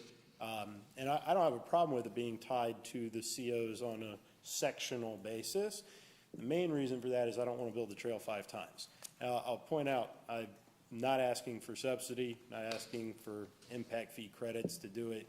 I'm a Beltline guy in Atlanta and have done miles and miles of public infrastructure.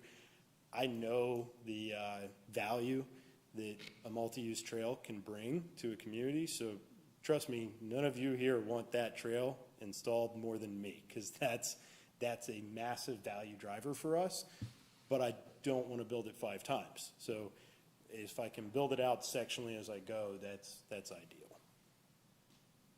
Yes, sir. I would, and this is a question, thank you, for Michael, with respect to staff condition 30, which is the one we are addressing here on the first CO. I can understand the limitations on practicality and safety at a construction site.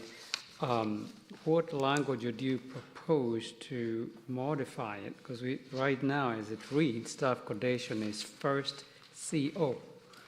And is it the entire Alpha Loop from beginning to the end? Or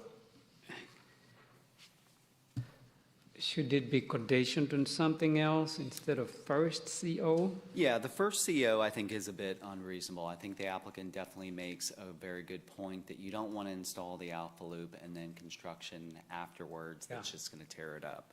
So I do think that we need to discuss further with the applicant a compromise. The last I don't think is appropriate either. Kathy and I were just discussing this, and we were thinking, you know, by 50% of the homes, of the home COs. That might be a good mark, but we could also leave it as is. We can work this through with the applicant before it goes to City Council, and we can figure out what a reasonable change to that language is.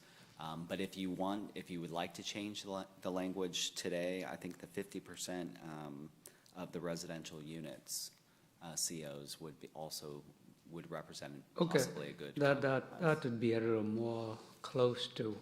And I think you'd still have the opportunity in the next couple of weeks to refine, but I think we don't want to sign up for something that doesn't make sense.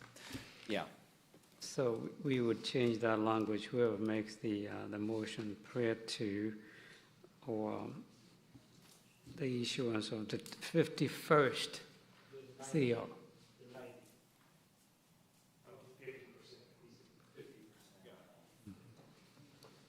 Of residential CO.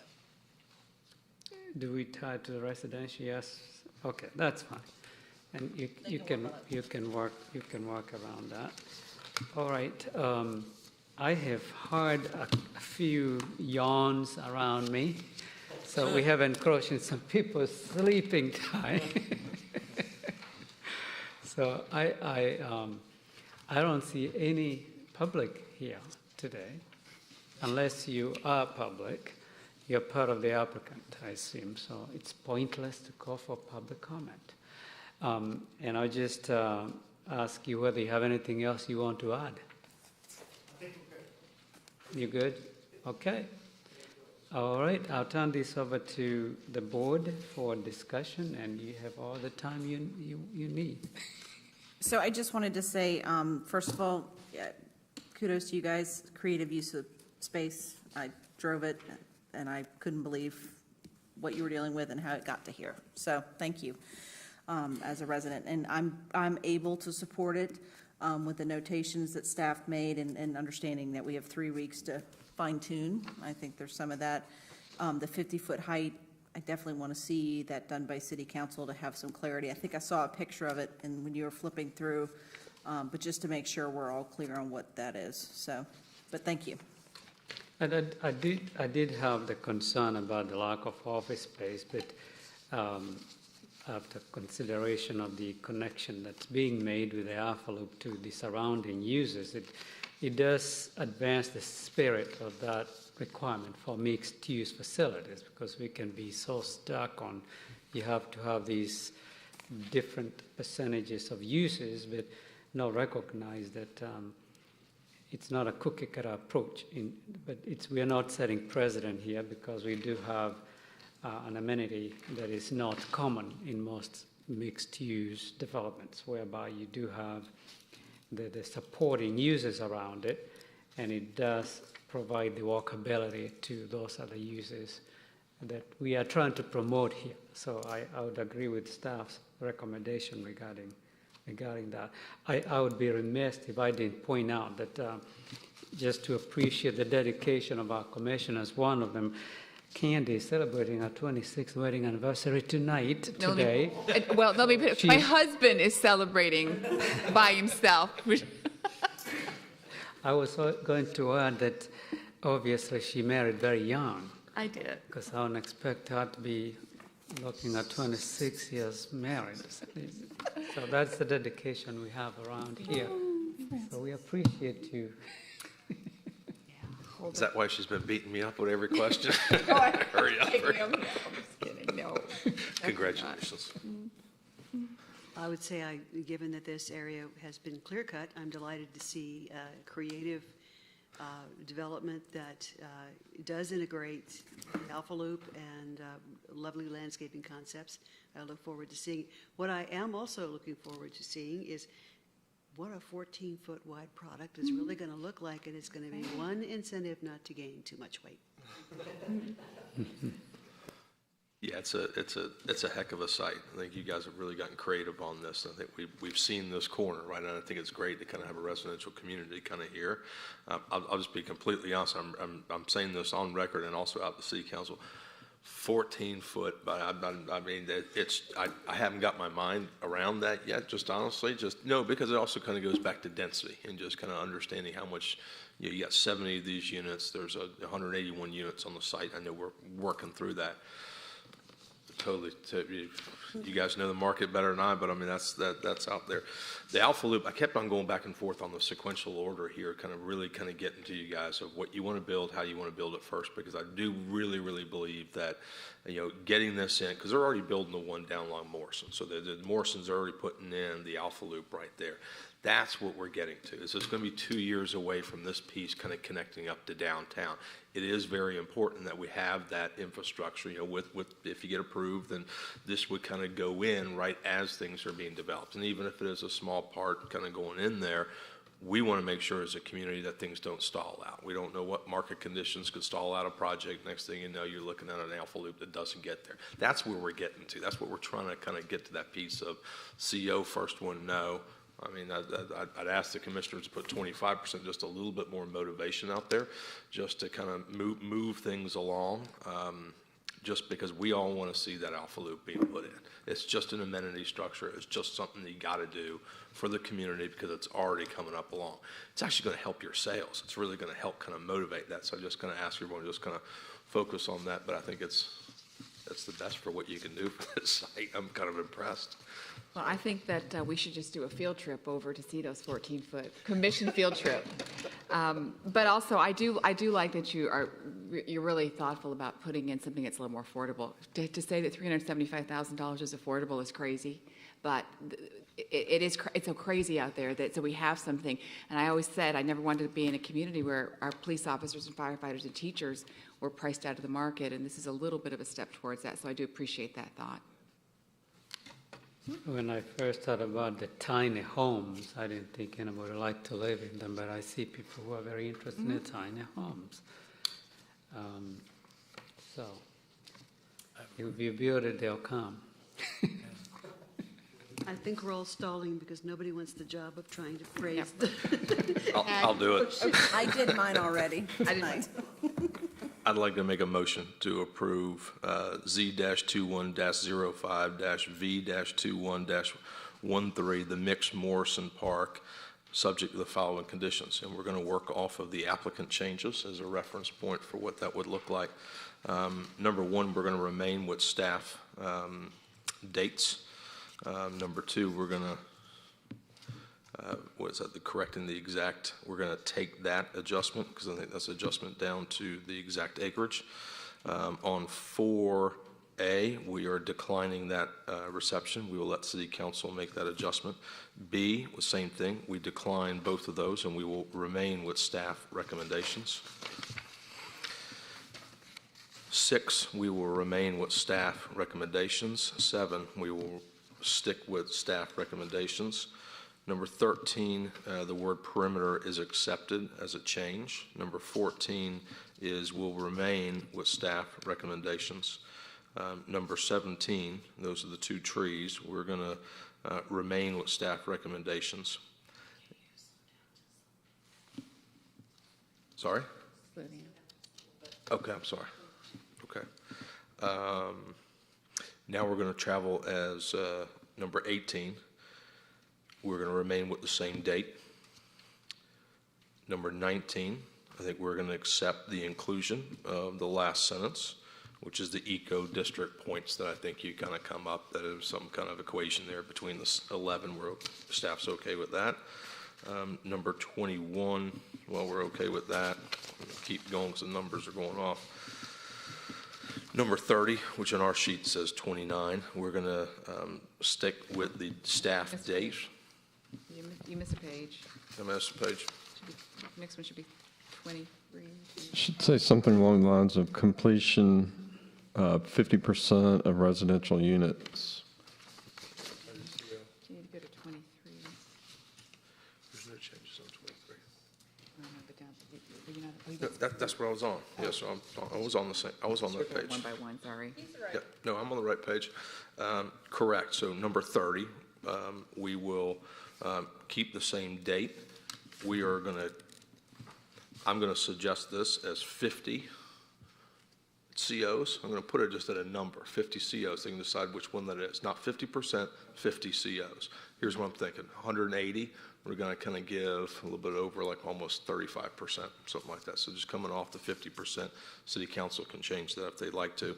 Typo, go ahead and change including to include. And I believe that's it. I don't think there's any other changes.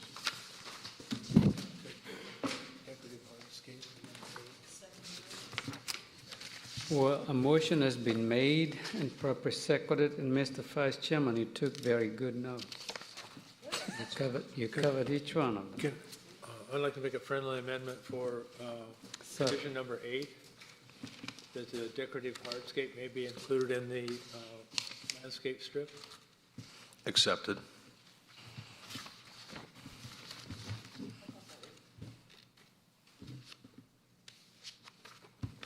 It's number 8. What did you add to number 8? That the decorative hardscape may be included in the landscape strip. Is that correct, Michael? Number 8.